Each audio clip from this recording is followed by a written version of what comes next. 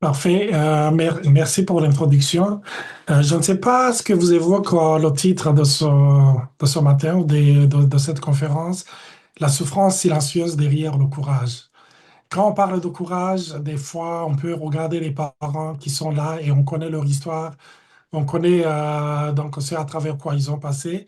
Et on voit qu'ils ont toujours ce sourire-là. On les voit regarder, on les voit aller, on les voit se battre, on les voit et essayer d'élever, d'éduquer leurs enfants.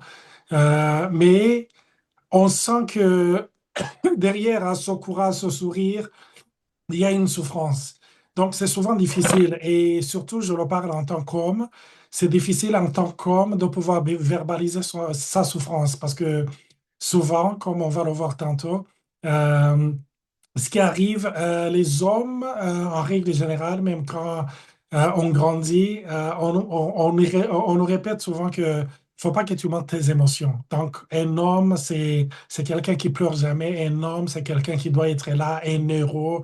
Et souvent, quand on quitte nos pays, on arrive ici, on est tout un héros pour tout un pays, toute une famille ou des familles. Donc, ce qui fait qu'arriver ici et commencer à verbaliser sa souffrance, c'est comme un signe de faiblesse. Et on nous a appris à ne jamais être faible et surtout à ne jamais montrer notre faiblesse. C'est pour cela qu'on va voir qu'il y a des mythes, il y a des stéréotypes, il y a des préjugés, mais il faut déconstruire tout ça et parler de cœur à cœur. Donc aujourd'hui, si vous le permettez bien, on aimerait parler de cœur à cœur. On n'est pas là en tant Oui, qu'expert, mais on est là en tant qu'humain, des gens aussi qui ont immigré et des gens qui ont traversé, qui traversent toujours des défis de l'immigration. Donc, soyez à l'écoute, soyez indulgents et si vous avez des questions, comme je vous l'ai déjà dit, donc soumettez-les par le moyen de chat et je laisse Nathalie commencer en nous parlant de c'est quoi la maladie mentale, c'est quoi la santé mentale. c'est bon, c'est vrai. C'est surtout la santé mentale. La maladie, c'est quand on est déjà affecté. C'est quand Ah, c'est déjà lourd. Mais la santé mentale, comme on l'avait mentionné la dernière fois, c'est l'équilibre de notre âme, de notre intérieur. Souvent, quand on est malade, un tout petit peu fatigué physiquement ou quand on est blessé, c'est très, très facile de pouvoir comprendre ce qui nous arrive.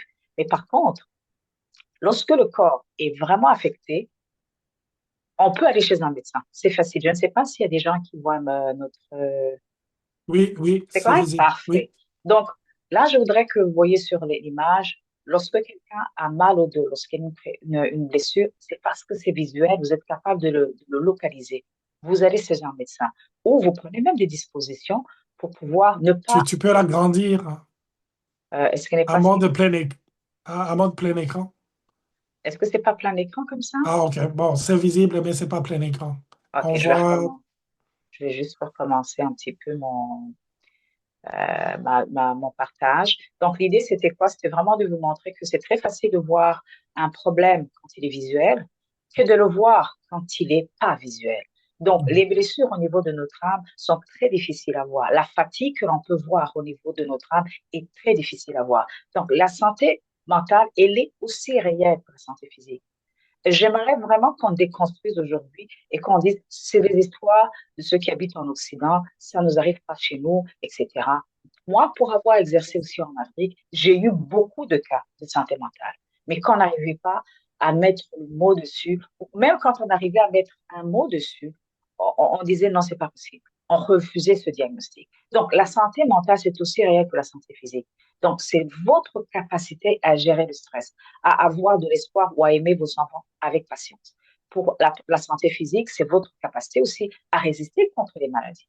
Donc, lorsqu'on est faible physiquement, lorsqu'on a une faible immunité, ben, des fois, les maladies nous atteignent beaucoup plus facilement. Par contre, lorsqu'on a une forte immunité, ben, bien qu'il y a des attaques, des virus, des bactéries, le corps peut arriver à se battre contre cette invasion extérieure. Et quand vous tombez malade, ça veut dire que vous avez besoin de soutien. C'est-à-dire, ce soutien, ce sont des antibiotiques, lorsque ce sont des bactéries qui vous attaquent, ce sont des antiviraux lorsque ce sont des virus, etc.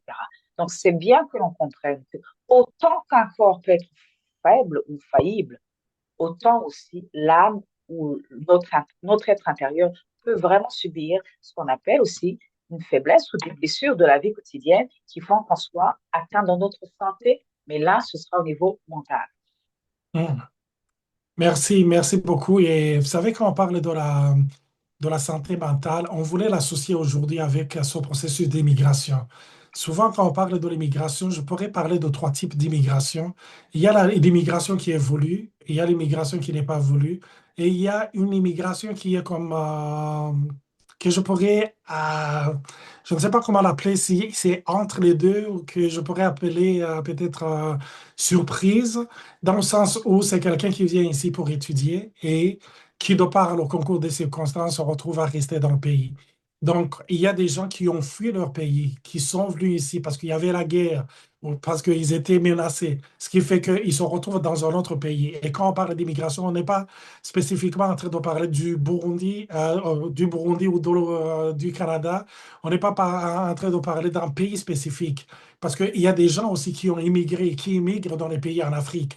Donc, on parle de la santé mentale qui touche les gens qui ont immigré. Et j'aimerais vous dire qu'il y en a beaucoup, beaucoup, beaucoup. Parce que quand on parle de l'immigration, c'est une perte. Au fond, quand je parlais de la première catégorie de l'immigration, donc, c'est-à-dire l'immigration qui est voulue, c'est des gens qui l'ont planifié. C'est des gens qui ont fait des recherches avant. C'est des gens qui savent en quoi il faut s'embarquer. Mais souvent, même quand on sait en quoi s'embarquer, c'est au niveau du papier. Mais dans le concret, quand on arrive souvent, il y a beaucoup de surprises, il y a beaucoup d'imprévus. Donc, l'immigration est une forme de rupture. Il y a quelque chose que tu vas perdre. Et tu vas perdre ton pays, tu vas perdre tes repères. Parce que rappelez-vous, notre cerveau, il fonctionne en mode repère. Donc, aussitôt qu'on a beaucoup de repères, donc notre cerveau a tendance à se reposer. Mais quand il ne trouve pas de repères, il est en mode alerte, il est en hypervigilance parce que il manque ses repères, il manque ses références. Et c'est pour cela que souvent, ça on va le mentionner tantôt, mais les immigrants, il y en a beaucoup qui souffrent d'une fatigue chronique, une fatigue qui est toujours là en permanence. Mais parce que il y a quelque chose qui s'est passé au niveau du cerveau. Il y a une rupture, il y a une perte, quelque chose que tu as perdu. Tu as perdu ta langue, tu as perdu tes amis, tu as perdu ta famille. Tu peux Mhm. plus aller visiter tes parents comme tu le faisais avant. Tu peux plus aller euh, voir des amis comme tu le faisais avant. Avant, tu quittais ton travail et tu étais à la maison donc 5 minutes après ou 10 minutes après. Mais le problème, c'est que aujourd'hui, tu peux faire comme 2 heures dans le trafic. Tu es là et quand tu arrives à la maison, c'est un autre shift qui commence. Donc, tu as perdu quelque chose. Tu as perdu aussi ton identité sociale. Tu as perdu ton statut. Avant, tu étais quelqu'un et tu te rends compte que du jour au lendemain, tu n'es plus personne. Personne ne te reconnaît au milieu de toi. Et ce qui est pire, tu te reconnais pas toi non plus. Donc, tu te dis, mais qu'est-ce qui m'arrive? Qui suis-je? Qui suis-je devenu? Donc, il y a aussi la langue dominante. Comme je le disais la fois passée, quand je suis arrivé ici, j'étais étonné parce que à longueur de journée, entendre des gens qui parlaient français, j'étais pas habitué à ça. Et le cerveau sent qu'il y a quelque chose de nouveau. Il sent que c'est différent. Et par rapport à la perte d'identité sociale, Nathalie, elle voulait nous parler de quelque Oui, chose. exactement. Quand Olivier mentionne la part d'identité sociale, c'est quelque chose d'extrêmement réel. J'aime mentionner beaucoup que en tant qu'ancien médecin, j'aimais beaucoup mon travail. Donc, pendant des années, je me suis toujours identifiée à ce que je faisais. Et je savais qu'en venant au Canada, les médecins n'étaient pas vraiment acceptés dans le sens que c'était pas facile de pouvoir trouver un travail en rapport, en lien avec mon ancienne profession. Mais il y a le savoir dans la tête, il y a aussi le vivre ici. Donc, ça a été extrêmement dur. J'aime aussi dire que j'ai eu un couac administratif qui a fait que pendant 4 ans et demi, j'ai pas eu un permis de travail. Et le premier permis de travail que j'ai eu, c'était pour 6 mois. Sincèrement, c'est très ridicule. Le temps de l'avoir, le temps d'aller chercher un travail, fait que je finis par ne pas réémettre un autre, je refais une autre demande de 2 ans. Donc, ça a été très long pour que je puisse avoir un travail.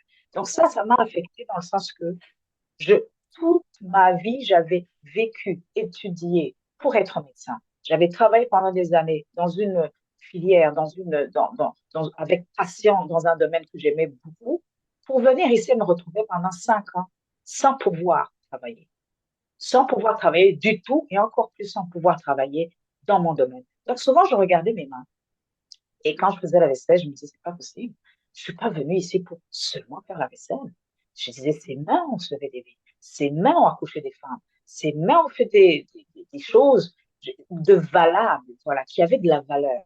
Et au fond, le statut, ce n'est pas, oh, être médecin, c'est extraordinaire. C'est même l'image que vous avez de vous-même quand vous faites quelque chose qui vous donne de la gratification.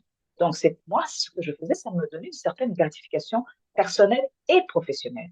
Et ça, quand je suis venue ici, je l'ai perdu. Et je ne l'ai pas perdu tout d'un coup, mais ça a été quelque part assez graduel. Plus vous passez de temps à ne pas être dans le domaine ou à ne pas des fois accepter de faire le deuil de ce que vous aviez été avant, plus vous allez voir mal. Vous allez avoir très mal au niveau des émotions.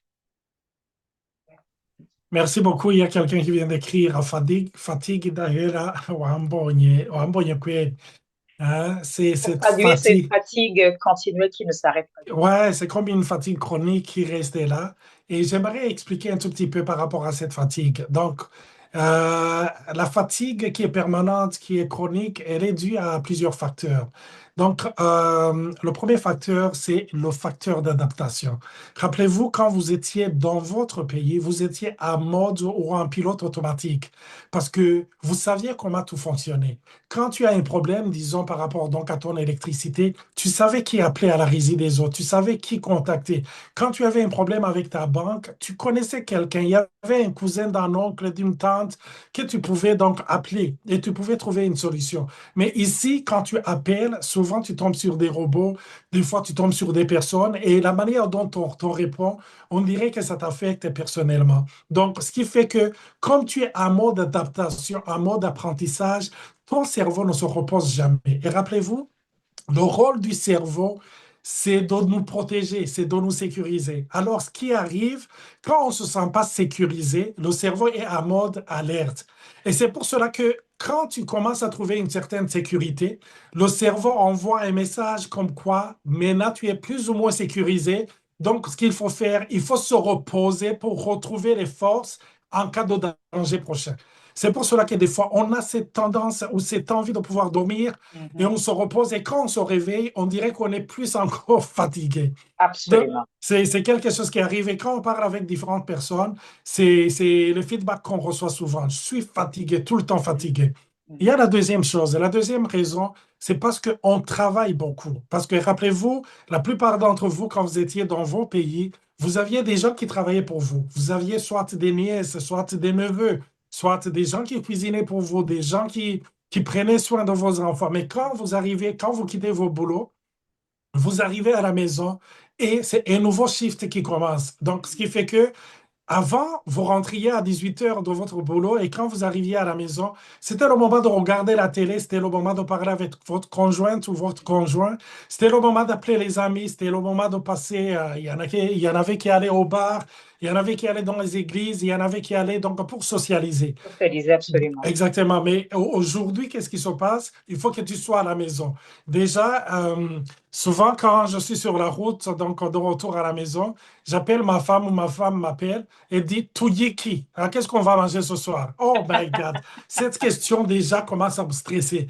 Parce que je me dis, il faut que je réfléchisse, il faut que je pense à Oui, quelque chose qu'on va manger, il faut que je passe à l'épicerie, il faut qu'on aille acheter quelque chose, il faut que tu viennes, il faut que tu prépares. Et après avoir préparé, des fois, les enfants qui disent, on n'aime pas ça, alors que tu viens de passer des heures et mhm. des heures. Donc, ce qui fait que tu accumules cette fatigue. La troisième raison, la troisième, excusez ma voix. La troisième raison, c'est parce que souvent pour les gens qui travaillent ici, je dirais les locaux, les Canadiens de souche, les Québécois de souche, ou les Français de souche, ou les Belges de souche, peu importe là où vous nous suivez, euh, souvent, quand eux, ils vont au travail, ils y vont pour travailler. Mais nous y allons pour travailler, mais également aussi pour prouver qu'on est capable. Donc, c'est cette pression mentale qui est toujours là. Mhm. Donc, les autres, ils travaillent et à la fin, ils rentrent à la maison. Ils s'en fichent complètement du travail. Mais nous, quand nous avons travaillé, donc, il y a toujours des questions. As-tu été à la hauteur? Est-ce que Mhm. ton boss, qu'est-ce que ton boss pense de toi? Parce que tu es toujours tu veux prouver, tu veux prouver. Et chaque fois que tu veux prouver, c'est une pression de plus, Tout à fait. donc sur ton mental. Ce qui fait que même quand tu arrives à la maison, je pense que certaines personnes qui sont en train de nous suivre, ils pourraient être d'accord avec ce que je dirais, ce que je dis. Quand on arrive à la maison, des fois, je ne sais pas si ça vous arrive, à 3 heures du matin, on dirait qu'on est réveillé et on se dit, ah, est-ce que la chose que j'ai dite, la chose que j'ai faite, est-ce que je C'est l'ai bien adéquat. fait? Hein? Est-ce que Effectivement. mon dossier, est-ce que je l'ai bien préparé? Est-ce que la présentation que j'ai donnée, est-ce que je vais bien la faire? Ou bien quand on travaille dans les manufactures, est-ce que j'ai déposé bien cet objet, cet instrument? Est-ce que j'ai bien lavé? Est-ce que j'ai bien nettoyé? Donc, il y a tout le temps le cerveau qui est là comme qui tourne. Parce qu'on pense qu'on est sur une chaise éjectable. Et surtout quand vous Exactement. avez un statut qui n'est pas, si vous êtes demandeur d'asile, vous êtes sur une chaise éjectable. Si vous n'êtes une personne protégée, vous êtes toujours sur une chaise éjectable. Lorsque Mhm. vous êtes devenu résident permanent, ça va mieux. On commence un petit peu à se poser. La plupart des immigrants qui sont peut-être avec nous sont venus, pour certains, je connais certains noms ici, ils vont se reconnaître, sont venus avec des statuts de résident permanent. Alors que pour moi, je suis venue comme demandeur d'asile. Donc, entre le temps d'être demandeur d'asile et être résident permanent, ça nous a pris 5 ans. Donc, pendant 5 ans, vous réfléchissez, est-ce que ce pays va me vomir? Est-ce que ce pays va m'accepter? Est-ce que ce pays, est-ce que je serai toujours accepté? Donc, tout ce que l'on fait, on dirait qu'on est en mode séduction. Et ça nous prend d'une énergie folle. On ne se rend pas compte.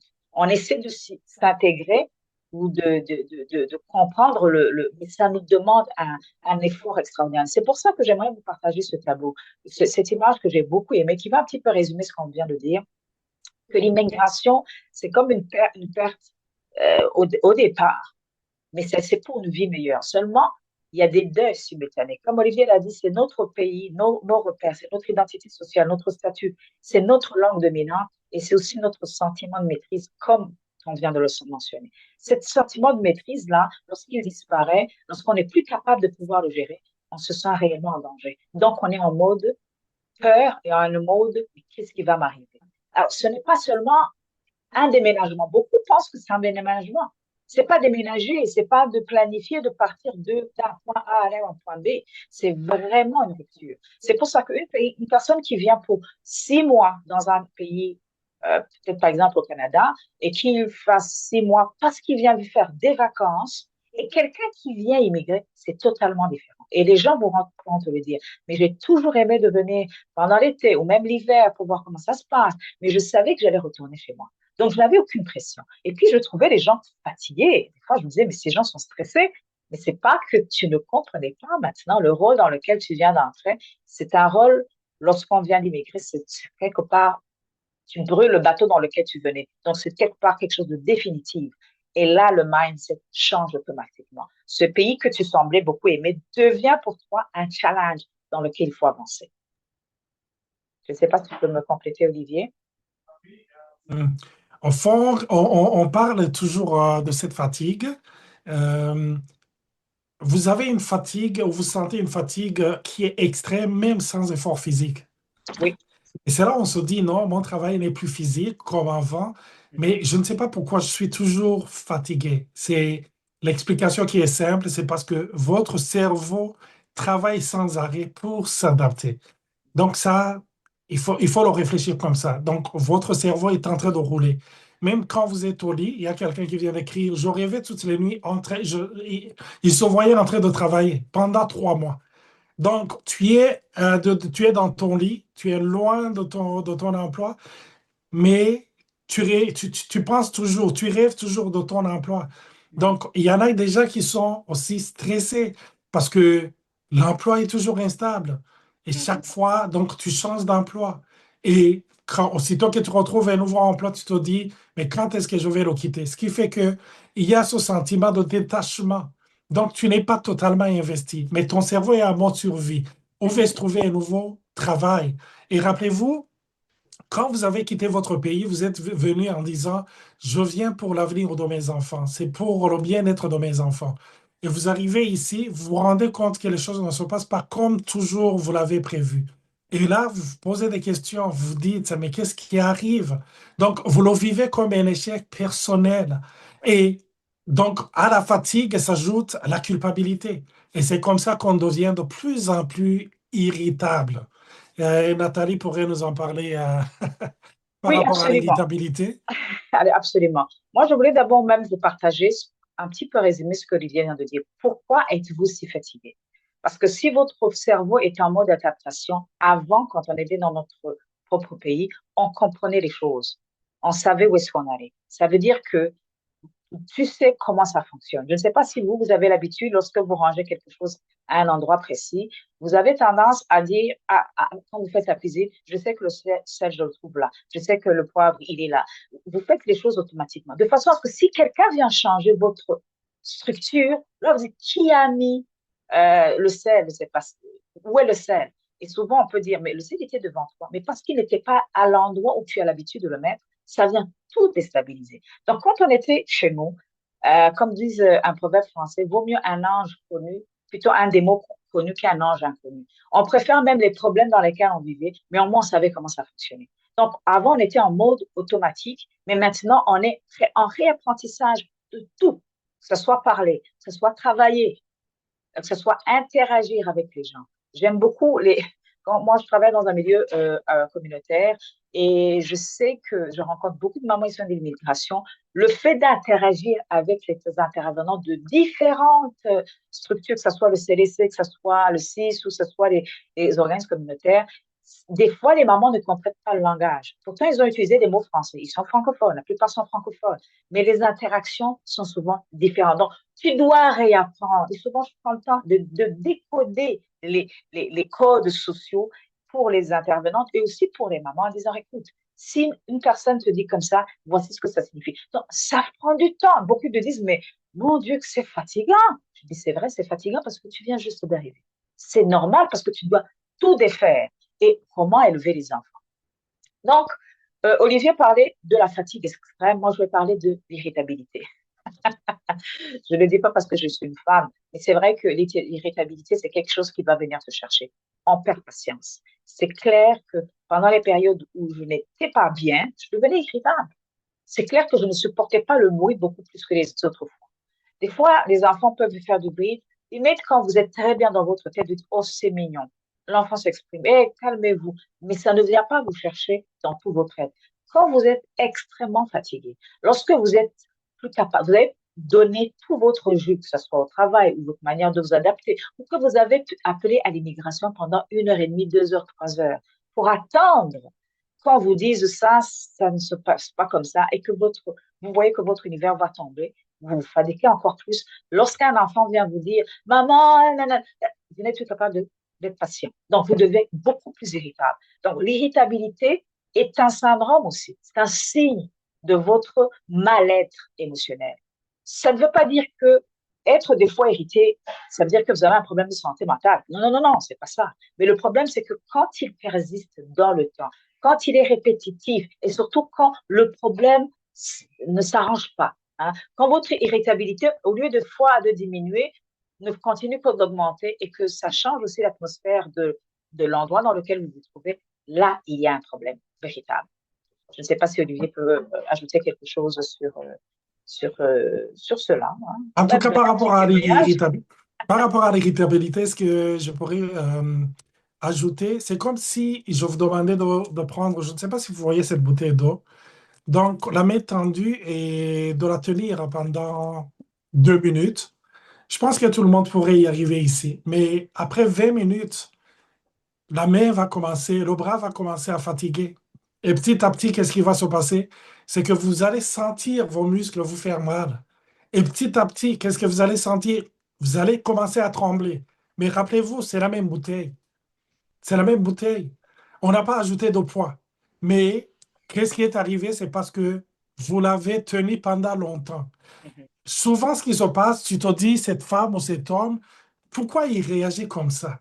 Alors que je viens de lui demander un service, alors que je viens de l'appeler, alors que je viens de, je ne sais pas, une petite interaction. Mais comment il réagit comme ça? C'est parce que c'est une goutte qui vient déborder le vase. C'est mhm, souvent ce qui arrive. C'est parce que on a cumulé beaucoup de choses en nous et que la petite goutte, et malheureusement, ça tombe sur toi. Et tu te dis, cette personne, vraiment, elle est invivable. Non, elle n'est pas invivable. C'est quelque chose qu'elle a vécu, qu'elle a accumulé, qu'elle a enfoui en elle pendant des années. Et c'est souvent ce qui se passe. Souvent, il y a des parents qui ont des problèmes avec, avec les institutions qui sont dans la protection de l'enfance.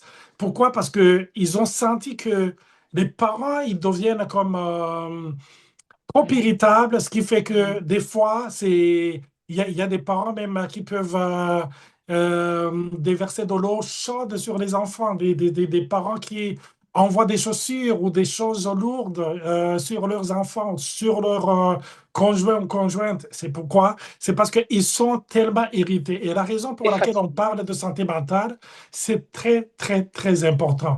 On Je n'est pas... voudrais donner, je Oui. voudrais un petit aperçu qui souvent en Afrique n'existe pas, mais qui, dans certaines conditions, existe surtout en Occident.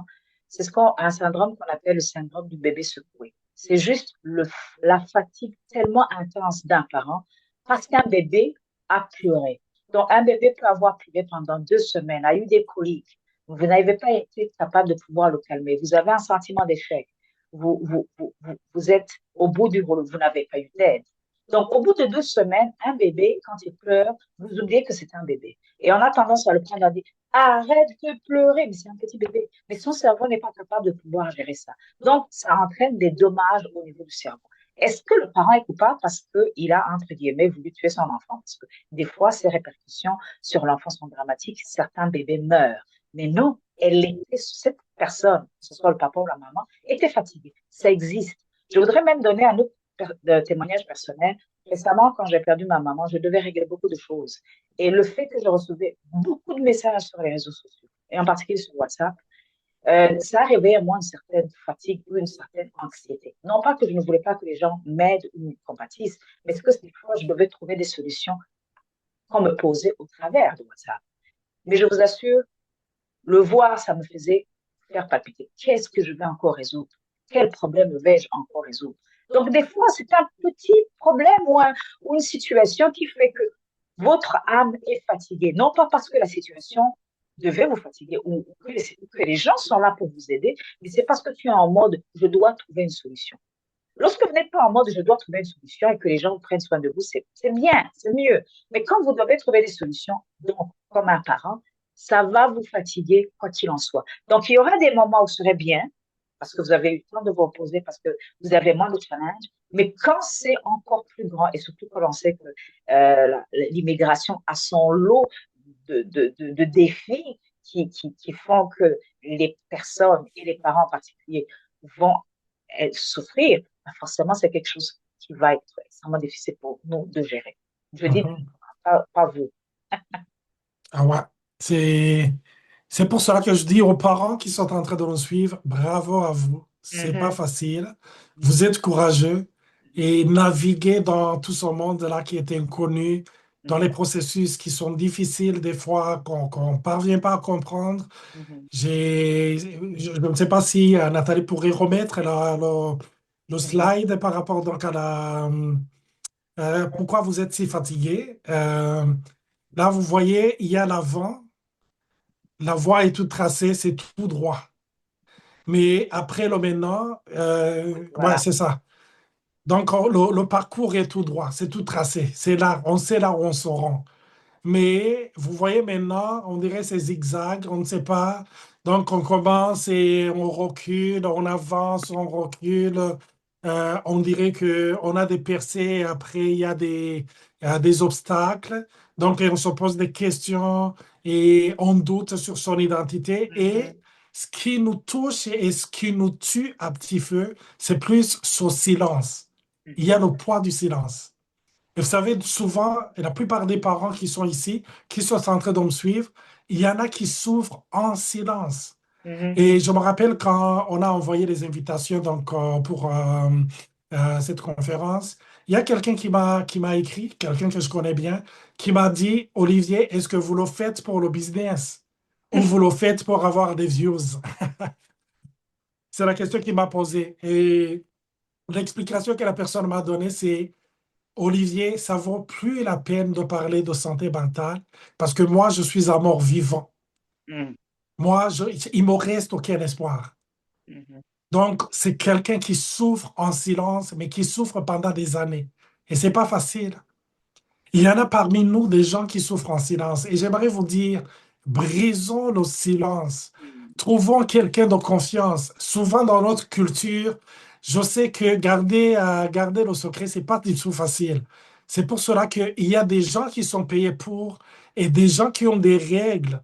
Souvent, ce sont des psychologues, ce sont des thérapeutes. Eux, ils peuvent pas briser le secret professionnel. Donc, on peut se confier à ces personnes. Il y a des gens qui prient, ça aide énormément. Mais trouvons quelqu'un de confiance parmi nos amis ou quelqu'un de la famille et essayons de lui parler. Pourquoi il y a ce silence? Parce qu'on est tellement anxieux. On est anxieux. Et quand je parle de l'anxiété, c'est la peur par rapport au lendemain. Mhm. Et souvent dans ce pays, c'est ce qui se passe parce qu'on a beaucoup de factures à payer. Mhm.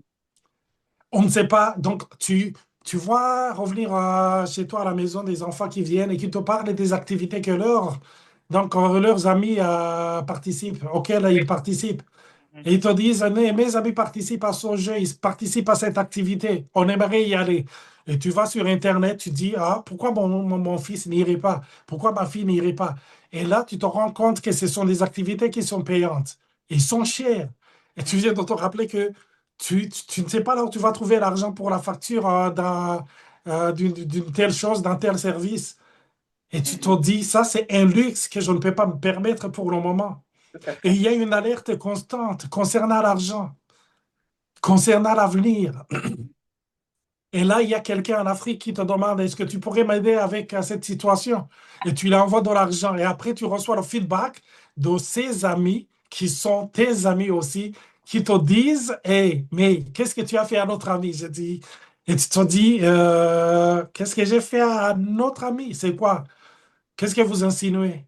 Et là, ils te disent, ah, on était ensemble en train de partager la bière et il nous a dit vraiment que maintenant, tu es arrogant, tu es quelqu'un de compliqué, tu n'es plus serviable comme avant. Tu as osé lui envoyer 60 dollars, Uniquement, uniquement. uniquement 60 dollars. Et là, tu te dis, si cette personne pouvait réaliser que ce n'est pas 60 dollars que je lui ai envoyé, c'est comme une bouteille remplie de ma sueur. C'est même mon sang que je lui ai envoyé. Donc, la personne ne comprend pas.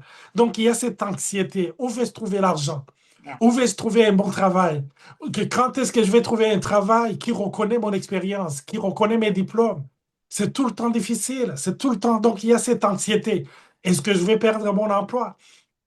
Et ces derniers temps, on parle de plus en plus d'intelligence artificielle. On Mhm. risque de se faire remplacer par les robots. On Mhm. risque de se faire remplacer par l'intelligence artificielle. Et on se dit, comment allons-nous survivre? C'était difficile actuellement. Comment vais-je survivre? Nathalie, tantôt, a parlé de perte d'identité. Passer de respecter et compétent à Mhm. quelqu'un qui doit tout recommencer. C'est ce que je dis souvent à mes collègues au travail. Je dis, vous savez, vous avez des responsabilités actuellement. Mhm. Et je travaille avec des gens qui pourraient être mes enfants, Mhm. C'est vrai, c'est vrai, des jeunes qui sont dans la vingtaine, c'est vrai. des jeunes qui sont là. Et quand vous parlez avec ces jeunes, ils vous disent, eh, on a 7 ans d'expérience et toi, tu te retrouves avec 2 ans d'expérience. Mais si tu mettais ensemble toutes tes années d'expérience, tu as 25 ans d'années d'expérience. Mhm. Mais tes années d'expérience ne sont pas reconnues. Et tu parles avec quelqu'un qui a ton âge, qui va te dire qu'il va aller à la retraite dans 7 ans ou dans 8 ans. Et toi, tu te dis, moi, je dois prendre ma retraite dans 25 ans. Et tu te dis, oh, ce monde est vraiment injuste. Mhm. Moi, je suis arrivé ici, je pense que j'avais 37 ans et je dis souvent aux gens, se retrouver être bébé à 37 ans, c'est difficile. Très Parce que émancipant. oui, peut-être il y a quelqu'un qui pourrait se poser la question bébé à 37 ans. Je vais vous l'expliquer. Parce que tu arrives ici et tu recommences à zéro. C'est comme si Mhm. tu n'as pas l'expérience que tu dis que tu as. Tu n'as pas donc le diplôme que tu dis que tu as. Donc, partout où tu vas passer, tu vas essayer de prouver que tu as les connaissances, que tu insinues que tu as la compétence, que tu insinues que tu as. Donc, ce qui fait que ça devient trop, trop fatigant. Et il y a ce point de silence. Parce que à force de pouvoir prouver, on arrive à un stade où on se dit, je vais me taire. Ouais, ouais, Ça vaut c'est plus plus la la peine. peine. Ça vaut plus la peine. Ça vaut plus la peine. Et c'est pour cela que on est en train d'organiser cette conférence pour dire aux gens ce que vous êtes en train de vivre. Il y a plein, plein, plein de gens qui l'ont vécu ou qui Mhm, sont en train de le vivre. Donc, vous n'êtes pas seuls. Ne vous isolez pas. Ne mhm. croyez pas que vous êtes maudit. Ne croyez pas que vous êtes Oui, la seule personne en train de souffrir. Non, on est nombreux. On est passé par là. On est nombreux. On passe toujours par là. C'est pour cela qu'on doit se tenir par la main. C'est pour cela qu'on doit s'encourager. tout à fait. Et puis, Euh, il y a, je pense, Olga qui vient de dire, ajoutons le credit score. Alors, ça, c'est encore quelque chose. Le code de crédit, on ne le connaît pas du tout. On aurait dû même avoir de grosses formations pour les immigrants. On le détruit, on le massacre parce qu'on ne sait pas comment ça fonctionne. Et quand tu veux construire ton histoire de crédit, tu ne l'as pas, tu n'existes pas avant 37 ans, forcément, les gens ne vont pas te comprendre. Il y a une intervention de Lydia que j'aime beaucoup. Je pense qu'il faut se confier aux professionnels. Les membres de la famille et les amis sont des fois ou même dépassés. Niho Wachabaja, ou des Versalo, trop ailleurs, du Kagaruka mhm. voilà, confiance. C'est exactement ça. Je vais traduire en français. C'est-à-dire, il faut toujours se confier aux professionnels, non pas aux membres de la famille, parce que des fois, eux-mêmes sont dépassés. Et c'est pour ça qu'ils vont des fois déverser chez les autres ce que tu leur as donné. Ça, c'est vraiment très humain. C'est-à-dire que si jamais je suis dans un problème, dans un pétrin, je vais me culpabiliser que c'est moi qui l'ai fait.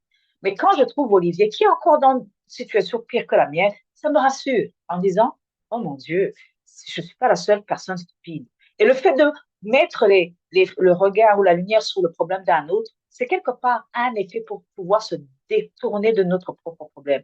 Oh, en fait, il y a pire que moi. C'est vrai, il faut qu'on sache, le but aussi de cet atelier, c'est que on sache qu'il y a des situations difficiles plus que les autres, il faut qu'on se mette ensemble. Mais lorsqu'on ne trouve pas de solution, c'est là où on va culpabiliser ou condamner les autres. Donc, c'est vrai, je suis tout à fait d'accord avec Lydia.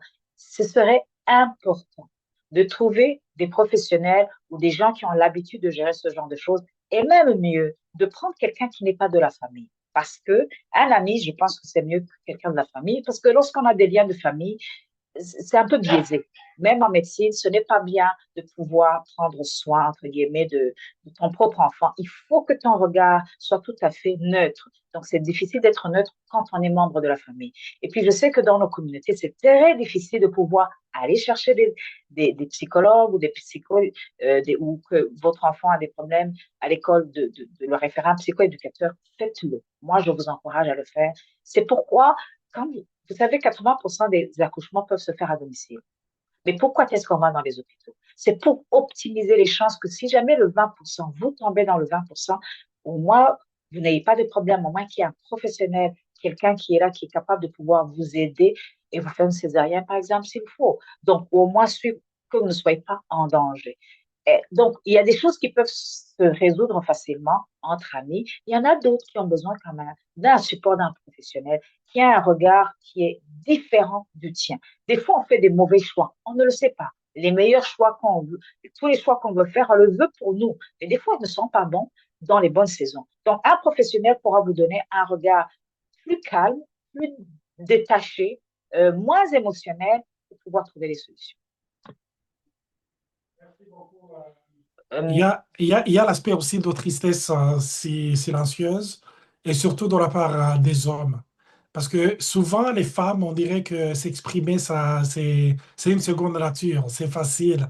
Elles ont des amis avec qui elles se parlent, mais les hommes, entre eux, ça ne signifie pas qu'ils ne se parlent pas, mais souvent quand ils se parlent, c'est pour parler des achievements, ce qu'ils ont réalisé, c'est pour parler des projets, c'est pour parler des opportunités. Mais c'est rare de parler de leurs ressentis, de parler de leurs émotions, parce que ça fait partie d'une culture et c'est pas seulement en Afrique, mais c'est partout comme ça. On dirait qu'un garçon, quand on l'éduque, on essaie de lui montrer, de ne pas montrer ses émotions, parce que les émotions appartiennent aux filles, les émotions appartiennent aux femmes.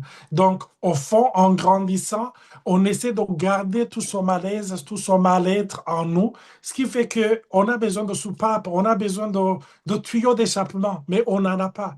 Et quand on l'a, et quand on n'en a pas, souvent ce qui se passe, c'est qu'on implose, on implose. Et c'est ce qui affecte, c'est ce qui nous affecte, c'est ce qui affecte la santé mentale. Parce que la santé mentale, qu'est-ce qu'elle va nous aider à accomplir? Elle va nous aider à pouvoir bien élever, bien éduquer nos enfants. La santé mentale, c'est ce qui nous permet d'être joyeux. La santé mentale, c'est ce qui nous permet, c'est ce qui permet à notre humeur d'être bien, de se sentir bien, de pouvoir accompagner des gens, de pouvoir participer, être actif.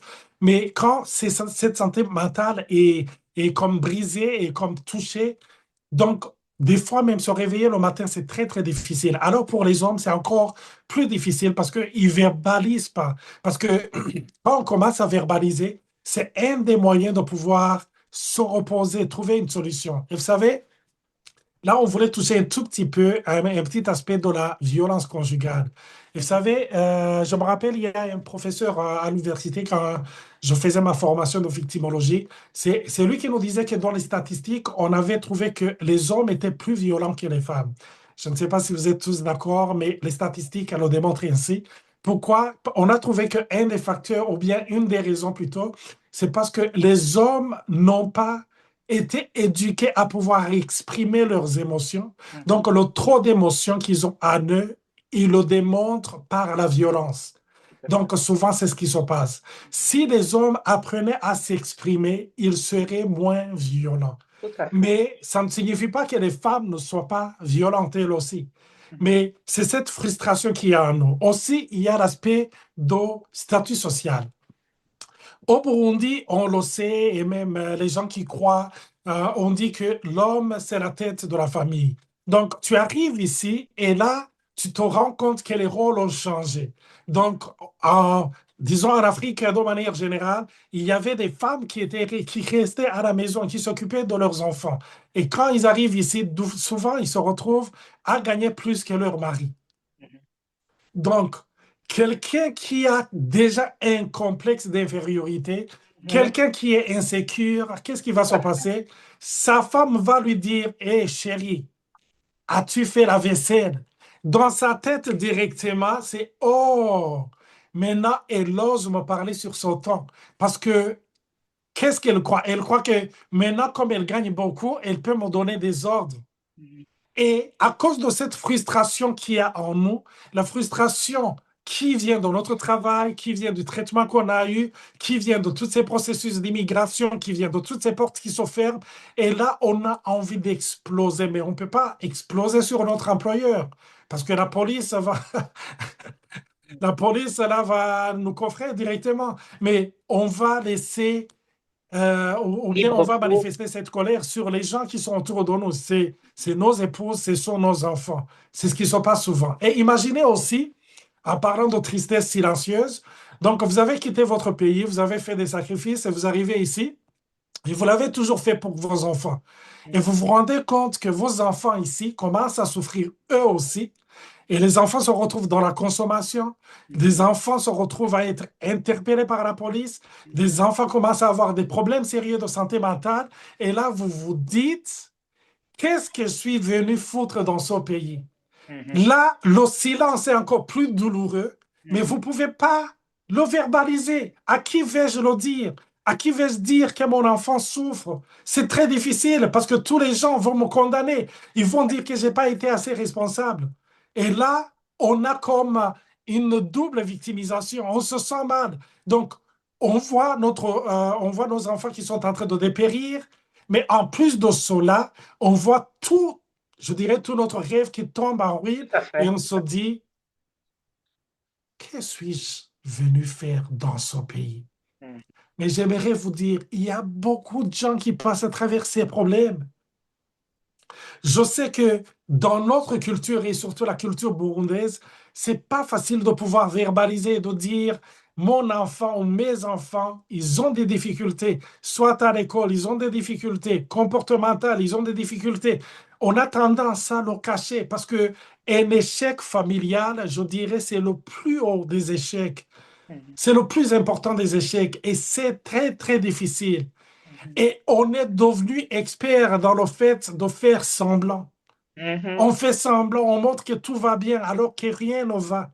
Mhm. C'est pour cela que il faut qu'on arrête cette mise en scène. Il Mhm. faut qu'on soit vrai.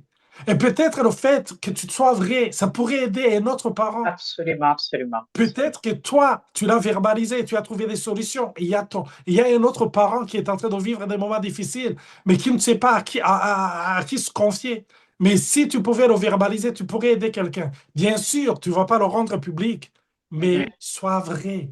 Mhm. C'est la première étape pour guérir. Merci.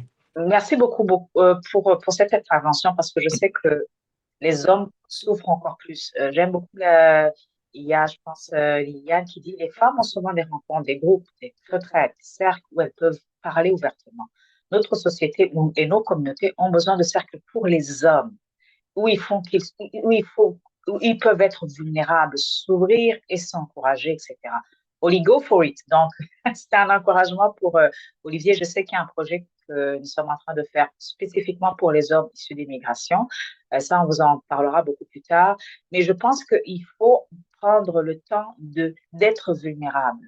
Moi, quand je suis en train d'enseigner dans une église, j'aime souvent donner des exemples personnels. Et je sais que l'un des meilleurs compliments qu'on m'a donné, c'était de dire, Nathalie, lorsque tu dis que tu as peur et que tu le dis devant nous et que tu trouves des solutions dans la Bible, d'accord, mais que tu mentionnes quand même qu'il y a des saisons où tu as peur, ça me donne le droit de pouvoir verbaliser, de dire, ah, si ça peut l'atteindre, moi aussi, ça peut m'atteindre. Donc, la plupart des fois, tout ce qui nous arrive, ou même souvent, tout ce qui nous arrive fait que nous sommes isolés. Donc, l'isolement te ment en te disant tu es le seul, tu es la seule à vivre cette chose.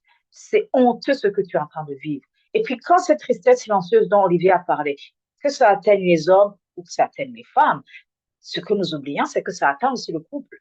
C'est clair que la plupart des couples vont imploser au départ, donc exploser de l'intérieur. Et après, on verra, mais pourquoi on a un taux élevé de divorce chez les immigrants? De plus en plus, c'est effrayant, entre guillemets, effrayant, mais c'était presque on pouvait le prévoir, c'est prévisible, dans le sens que s'il y a des choses qui ne sont pas traitées au départ, lorsqu'on n'est pas informé, qu'on ne vient pas dans le pays des bisounours et qu'on sait qu'il y a des choses qu'on doit d'abord régler, forcément, ça va exploser. Donc, c'est tout à fait normal que si on ne prend pas le temps de gérer l'anxiété, cette peur sur tous ces problèmes-là, que ce soit financier, stabilité ou nos enfants, que si on n'arrive pas à traiter notre perte d'identité, mais si je suis médecin, si je ne suis plus médecin, qui suis-je actuellement? Si je ne suis plus pourvoyeur comme je l'étais chez moi en tant qu'homme, mais qu'est-ce que je deviens ici? Si je n'arrive pas à gérer, c'est clair que je vais imploser. Et en implosant, lorsque je ne trouve pas de solution, je ne sais pas pour vous, les gens qui savent nager, lorsqu'on ne sait pas nager et qu'on va en eau profonde, on veut, quand on se noie, on veut s'en sortir. Et s'il y a une personne à côté qui est là, on va vouloir s'agripper sur la personne.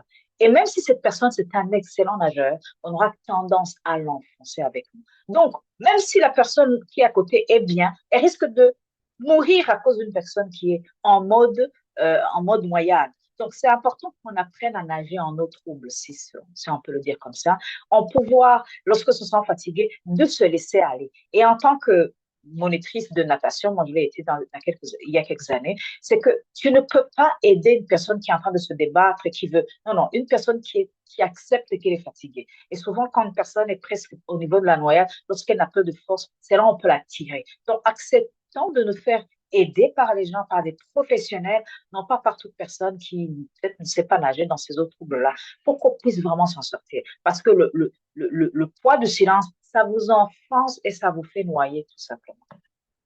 Ah, merci. Il y a un commentaire d'Estelle. Aux parents qui traversent ces périodes de burn-out ou épuisement dû à ce déracinement, je vous encourage à avoir une vision positive sur la décision dans la vie.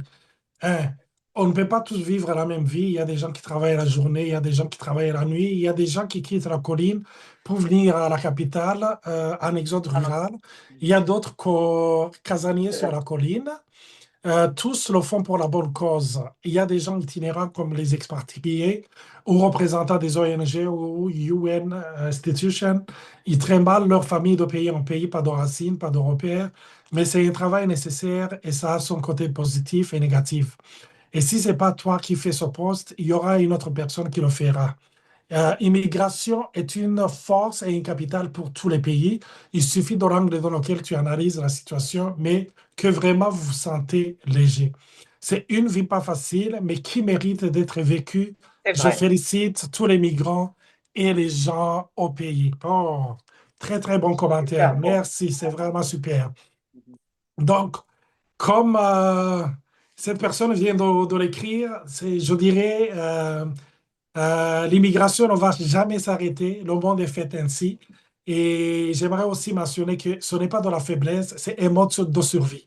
Mhm. Souvent, ce qui se passe, donc, quand on est menacé, quand on est touché, quand il y a des défis, notre santé mentale est comme défiée. Mais j'aimerais vous dire, ce que vous vivez, que ce soit cette faiblesse, cette anxiété, c'est un mode de survie.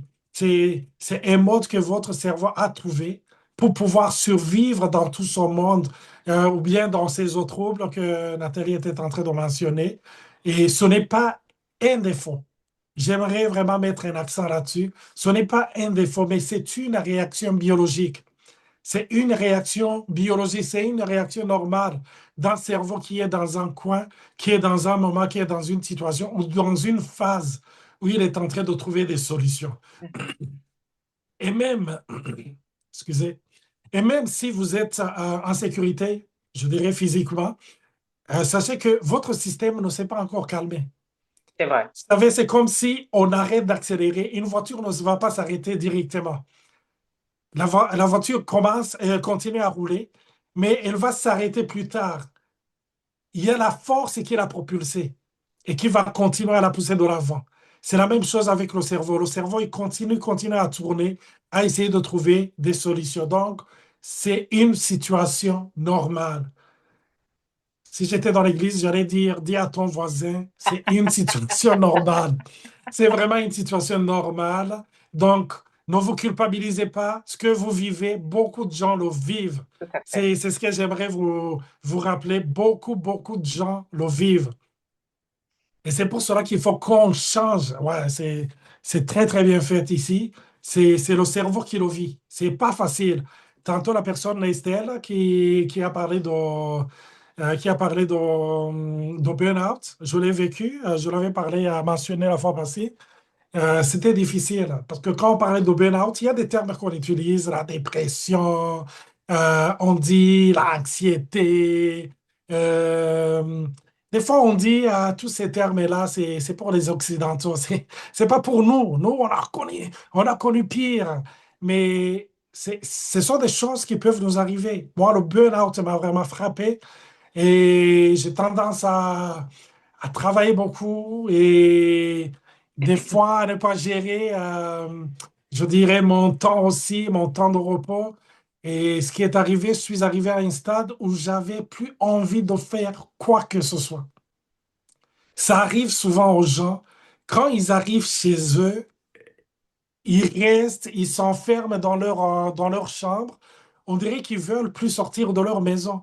Et des fois, ça peut être comme un signal que quelque chose ne va pas. Mhm. Et quand je parle de quelque chose qui ne va pas, faut pas le prendre comme un reproche. Non, Mhm. c'est comme quand tu as travaillé physiquement et que tu es à bout, ou au bout, comme on dit ici. Donc, tu arrives à un moment où ton corps te dit non, non, non, non, non, non, non, non, non, non, non, non. On va t'aider demain. Mais aujourd'hui, repose-toi. On a besoin de repos. C'est la même chose qui se passe avec notre cerveau. Notre cerveau a besoin de s'adapter. Donc, elle a besoin de plus d'énergie. Elle a besoin de plus de temps. Donc, quand on parle d'adaptation, ça ne va pas se passer du jour au lendemain. Ça ne se passe pas en une fraction de seconde. Ça prend du temps. C'est pour cela que je dis, soyez indulgent avec vous-même. Soyez patient avec vous-même. Soyez patient aussi avec cette personne avec qui vous vivez. Je me Mhm. rappelle quand Nathalie est arrivée dans ce pays, elle était Syndrome en post-traumatique. syndrome post-traumatique. Mhm. Donc, ce qui fait que je lui donnais un numéro, je lui disais, il faut appeler son numéro. Mhm. Et je revenais après, même son propre numéro de téléphone. Il ne Mhm. parvenait pas à le mémoriser. Mhm. Mais imaginez si je me m'étais mis en mode, non, non, non, non, non, cette femme, je ne sais pas ce qu'elle vient faire ici. Je ne sais pas ce qui se passe dans sa tête. Hein? Après tous les sacrifices qu'on a fait avec tous les démarches. Exactement. Est-ce qu'elle ne voit pas qu'on est en terre ennemie. Mhm, mhm, Euh, donc, il faut qu'elle se réveille. Non, non, non, non. J'ai pris le temps, et heureusement, de par les cours que j'avais suivis, j'ai compris. Et là, je me suis dit, oh, waouh, c'est ce qu'elle a vécu. mhm, Donc, on a mis des mots mhm, sur les mots qu'elle vivait, M-A-U-X. Donc, les problèmes, le mal qu'elle vivait. mhm, mhm, Et c'est là où j'ai compris, j'ai dit, ah, c'était pas de la faiblesse, mhm. c'était une adaptation. Imaginez, vous vivez avec une personne qui ne comprend pas ce que vous êtes en train de vivre. Là, donc, vous souffrez mentalement, mais vous allez doublement souffrir. Pourquoi? Parce que Personne ne vous vous vous sentez comprend. incompris. C'est pour cela que, comme Nathalie l'a dit, on est en train de développer des outils pour aider les gens à pouvoir exprimer. Parce que, vous savez, souvent, je dirais, on a un problème d'expression. On a un problème pour verbaliser nos émotions en règle générale, mais les hommes, je dirais, c'est exceptionnel pour eux. C'est souvent difficile. Mais on est en train de travailler et dans les prochains jours, on pourra vous présenter ce projet. C'est des outils que les personnes pourront utiliser, peu importe où ils se trouvent, là où ils vont utiliser ces outils pour pouvoir savoir comment s'exprimer, comment verbaliser leur souffrance, le décrire dans leurs mots, mais pouvoir trouver des outils qui vont le faire, je ne dirais pas le faire à leur place, mais pouvoir, je dirais, pas amplifier, mais pouvoir mieux le dire. Mhm, tout à Prenons-le fait. comme ça. Donc, c'est une adaptation. Ce que vous ressentez, ce n'est pas un échec. C'est le signe que votre cœur et que votre cerveau et votre cœur travaillent dur pour construire une nouvelle vie. C'est une nouvelle vie. Il y a des gens parmi nous qui se retrouvent qui sont en Suède. Ici, parler français, c'était pas si difficile parce Oui, que c'est vrai. à mon travail, on utilisait le français. J'ai appris le français à l'école. Les gens qui sont dans les pays anglophones, souvent, ils ont eu des notions en anglais. Mais imagine des gens qui se retrouvent du jour au lendemain en Chine, qui se trouvent en Suède, qui se trouvent dans certains pays où ils font utiliser une langue, plutôt un langage qu'ils n'ont jamais appris. Mhm, C'est très, très difficile. Là, le cerveau capote, comme on dit ici en bon québécois. Donc, mhm. ce n'est pas une faiblesse, c'est ce que vous vivez.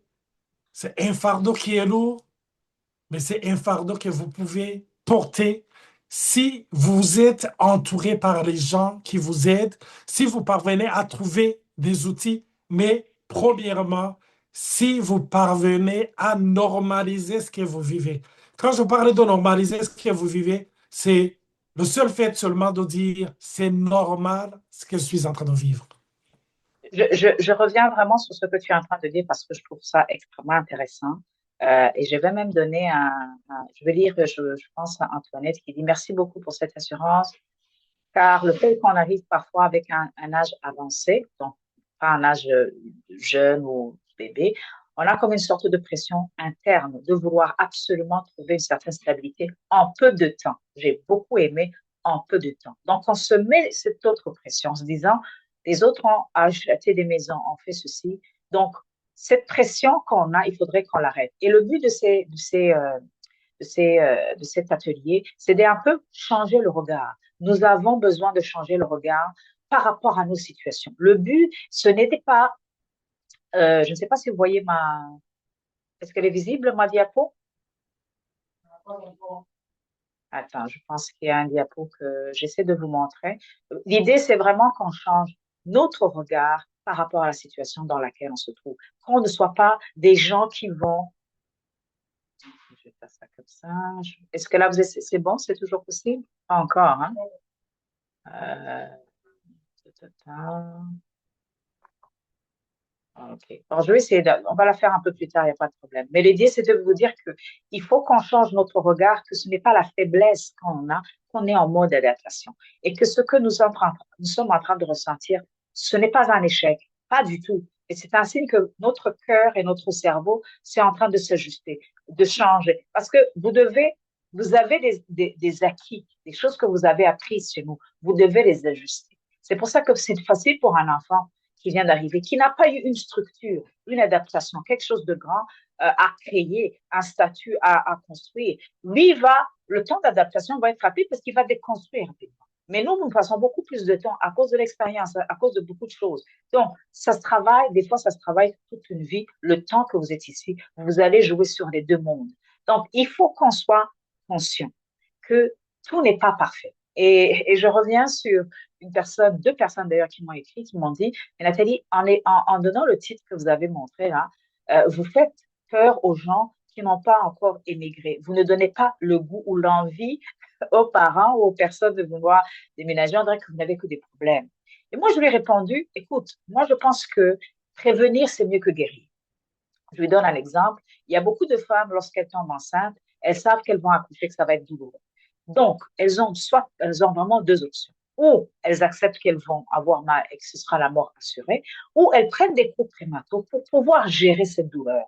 Et j'ai remarqué que quand vous avez des informations, quand vous prenez le temps d'être informé sur le processus d'accouchement et ne pas écouter tout le temps les histoires des personnes qui ont eu des mauvaises expériences et en disant, oh mon Dieu, la contraction, elle a failli me tuer.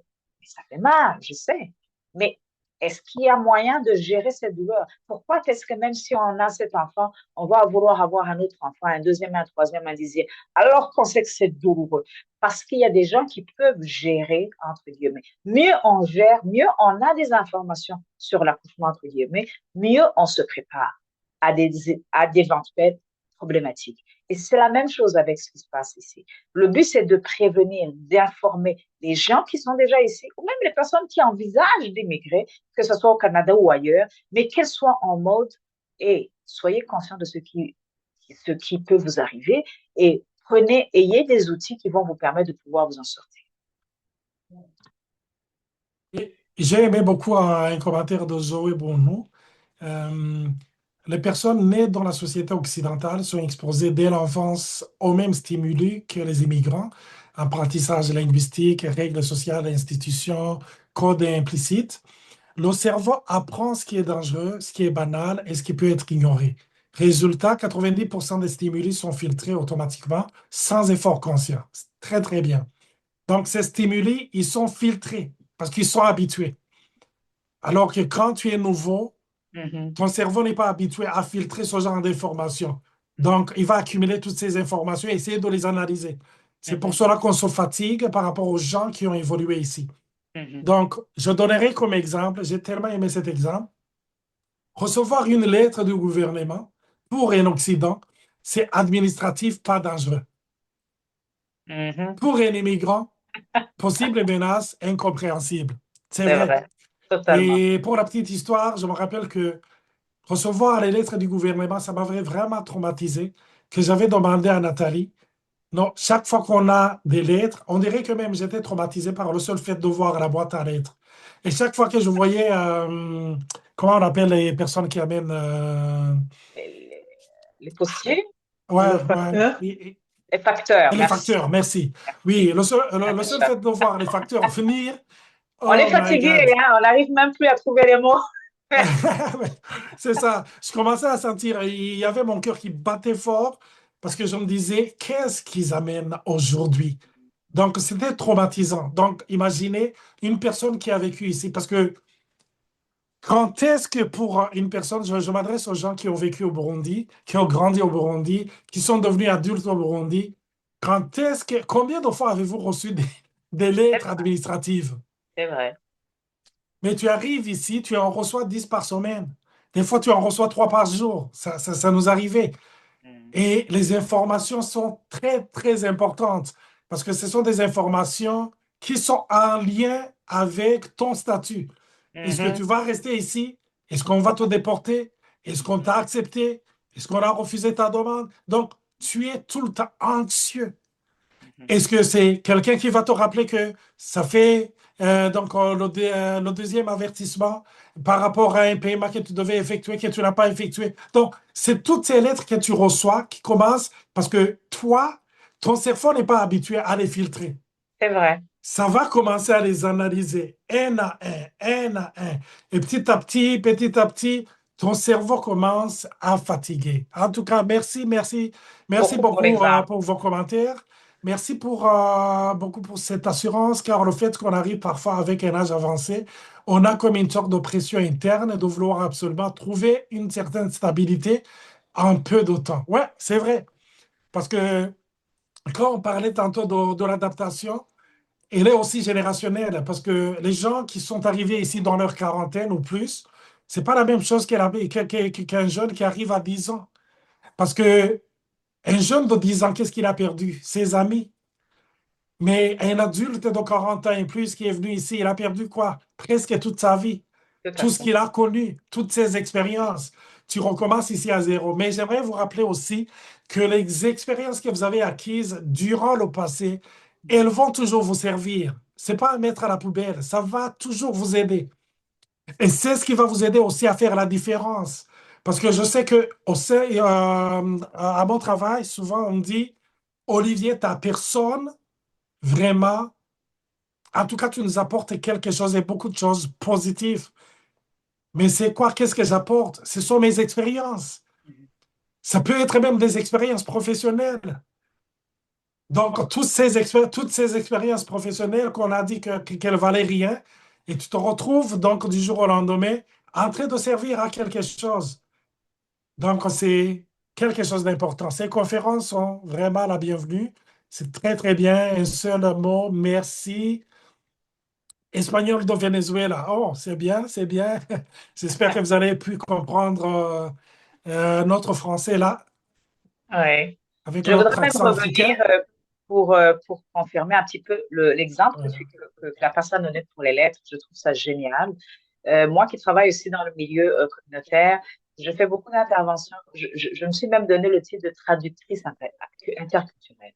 Alors, il y a un truc que j'ai remarqué, que le fait même de parler de personne à personne, hein, c'est-à-dire lorsqu'une personne qui est entre autres issue en général, même beaucoup de pays où on est très hiérarchisé, comme en Afrique, on respecte beaucoup l'autorité ou les personnes âgées ou adultes, etc. Alors, lorsque tu ne regardes pas une personne qui est hiérarchiquement au-dessus de toi, comme un patron, un boss, etc., on ne le regarde pas dans le visage. Donc, en Afrique, c'est comme ça que ça se passe. On ne regarde pas quelqu'un dans le visage. Mais ici, lorsque vous ne regardez pas quelqu'un pendant que vous êtes en train de parler, ça veut dire que vous êtes en train de mentir. Donc, imaginez-vous, vous avez tellement de défis administratifs, blabla, financiers, les enfants, tout ça. Et on vous demande au travail de faire votre travail, mais là, vous devez rencontrer peut-être votre supérieur hiérarchique. Vous ne le regardez pas dans les yeux, juste par respect, parce que c'est comme ça qu'on vous a appris. Et ça marche en Afrique. Quelqu'un qui te regarde dans les yeux, tu le confrontes, tu te dis, quoi, cet enfant, pourquoi tu me regardes comme ça? Déjà, même pendant l'éducation, on dit, petit, arrête de me regarder dans le visage pour que tu me confrontes. Mais ici, c'est, mais maman, je t'écoute. Et ici, on leur a appris qu'il faut écouter en regardant dans le visage. Donc, un adulte qui a 37, 45 ans, 60 ans, a passé toute sa vie à ne pas fixer le regard parce que pour cette personne, c'est insulté, alors qu'ici, c'est plutôt tu mens lorsque tu ne regardes pas. Ça crée déjà des frictions. Donc, il y a tellement de choses, de petites choses dans lesquelles on doit s'adapter. Et c'est vrai que ça peut être fatigant. C'est pour ça que c'est important d'avoir des endroits où on va échanger pour pouvoir éviter vraiment où on s'entraide, on se donne des petites astuces et on parle ensemble. Il y a quelqu'un qui vient de dire, et ça fait écho à ce que j'ai vécu. Waouh, beaucoup de gens ont besoin de vider leur cerveau. Merci de nous donner des moyens. La langue devient aussi difficile. C'est vrai. Je me rappelle que des fois, c'était un jour où je travaillais avec mes collègues, on avait passé une journée à faire les présentations et je suis arrivé à un moment où j'étais vraiment très, très fatigué. Et là, je me suis mis à parler en kirundi. Je n'ai pas réalisé. Et là, ils m'ont dit, mais c'est quoi que tu parles là? On ne comprend rien. Ah, j'ai dit, oh, je m'excuse, je suis en train de parler en kirundi. J'aimerais vous dire, je suis fatigué de parler en français. Mon cerveau est à bout. Non, non, non, Ouais. non, il faut que je change. Mais c'est pas facile. Ça arrive souvent. Et il y a une amie aussi qui me disait, là, je dois parler anglais, donc au niveau de mon travail. Et je maîtrise pas très, très bien l'anglais. Je fais des efforts.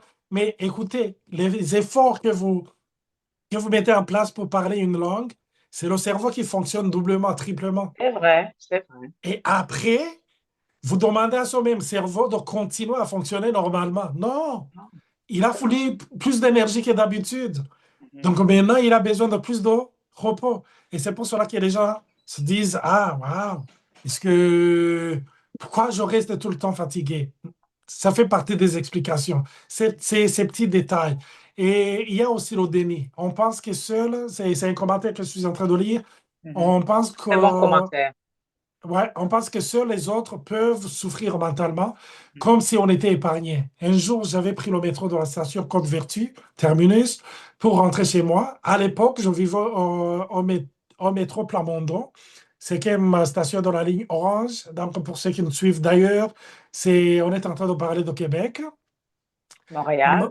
Donc, à Montréal, sans m'en rendre compte, je me suis retrouvé à l'autre terminus, station Montmorency à Laval, Ah, et l'opérateur du métro a dû sortir pour venir me prévenir que le métro s'était arrêté. Il ne restait personne dans le métro. Ce jour-là, j'ai réalisé que quelque chose n'allait pas. J'étais tellement perdu dans mes pensées, comme si je n'étais plus de ce monde. Ouais, c'est ah, ça. C'est ce qu'on appelle ça c'est comme grave. être dans un état second. On est comme Mhm. dans un état second parce que il y a un autre terme technique, plus qu'on appelle la dissociation, surtout pour les gens qui passent à travers une situation difficile. Ah, C'est ce qui se passe. Le cerveau se dissocie de la situation, du contexte, tout à un fait. peu pour prendre un petit répit. Donc, pour se reposer un tout petit peu. C'est ce qui arrive. Donc, on se déconnecte pour survivre. Mhm. Ce qui fait que même tu peux rencontrer une personne et la personne dit, oh, j'ai rencontré un tel dans le métro et elle m'a ignoré. Mhm. Et t'as pas ignoré. La personne n'était plus là. Mhm. Le cerveau avait pris des vacances pour se reposer parce que c'est devenu trop. Donc, merci de nous partager de votre vécu. Ça fait partie des éléments qui enrichissent cette conférence. Et le fardeau de parents, je dirais, c'est un fardeau qui est hyper lourd parce que vous portez un poids qui est énorme, pas seulement énorme, mais vous le portez seul. Vous savez, être fort pour soi-même, c'est difficile. Mhm. Mais être fort pour ses enfants, être fort pour sa conjointe, son conjoint, mais rappelez-vous, on est fort aussi pour les gens qu'on a laissés au pays. Mhm. Humainement parlant, on n'est pas fait pour être une solution pour le monde entier. C'est difficile. Des fois, pas des fois, il y a même 2 semaines, c'est mon fils qui me posait la question, qui me disait, Olivier, papa, Ah, est-ce que ça t'arrive comment dire, de regretter d'être devenu adulte? Est-ce que ça te manque de ton état d'enfance? J'ai dit, oui, ça me manque énormément. Et il dit, qu'est-ce qui te manque? Je lui ai dit, ce qui me manque, c'est qui est quelqu'un qui prenne soin de moi. Vous mhm. comprenez? Mhm. Donc, je le dis à mon fils, ah ouais? Je dis, mon fils, toi, tu reviens de l'école, tu Mhm. jettes ton sac, je te demande de le ramasser.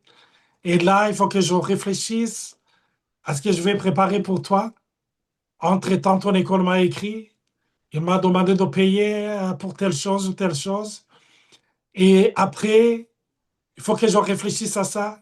Demain, j'ai une présentation donc au travail. Il faut que je la prépare aujourd'hui. Mhm. Mais il y a quelqu'un qui m'a écrit qui a perdu sa maman. Il faut que je l'aide. Donc, il y a plein de choses. Mhm. Toi, ton seul problème, c'est qu'est-ce qu'on va manger? Et tu vas mettre la pression sur moi. Donc, c'est ton seul souci. Et ton autre souci, c'est de participer à une telle ou telle autre activité. Mhm. Donc, imaginez prendre soin du monde. Mhm. C'est pas facile. Et c'est pour cela qu'on vient le répéter. Vous avez besoin que quelqu'un prenne soin de vous, pas comme un bébé, mais trouver une oreille qui est attentive, une Mhm. oreille qui vous écoute. Ça, c'est hyper important. Et j'aimerais vous dire cette chose. Vous pouvez échouer ou échouer ne fait pas de vous quelqu'un Un de mauvais moins parent, important. tout à fait. Attends, j'aimerais le rappeler. Il y a notre frère Fabrice qui l'a mentionné dans un des commentaires, qui disait que il y a des gens qui ont vécu des faillites. Mhm. Il y en a qui ne peuvent pas le dire. Mhm. Il y en a qui continuent à... je ne sais pas le terme que je pourrais utiliser. Souvent, je travaille avec des ados et j'ai tendance à utiliser leur langage à flex, euh, Se vanter ou à se, je sais pas. ouais, exactement, à faire semblant, à se vanter. Mhm. Donc, tu fréquentes des gens, mais tu essaies de leur montrer que tes affaires marchent toujours bien. Tout à fait. Apporter le Alors, masque, en fait. à apporter un masque, exactement. Donc, échouer ne fait pas de vous Ah, quelqu'un oui. de moins important. J'aimerais le Ah, répéter. Il faut que tu l'entendes encore et encore. Et mhm. j'aimerais aussi te dire qu'autour de toi, toutes ces personnes que tu admires, des gens qui ont atteint leur objectif, ils ne l'ont pas atteint du premier coup. Mhm. Ils ont réessayé. Mhm. Ils ont eu des échecs, mais ils n'ont pas lâché. Donc, ne lâche pas. Vous vous interdisez d'être vulnérable.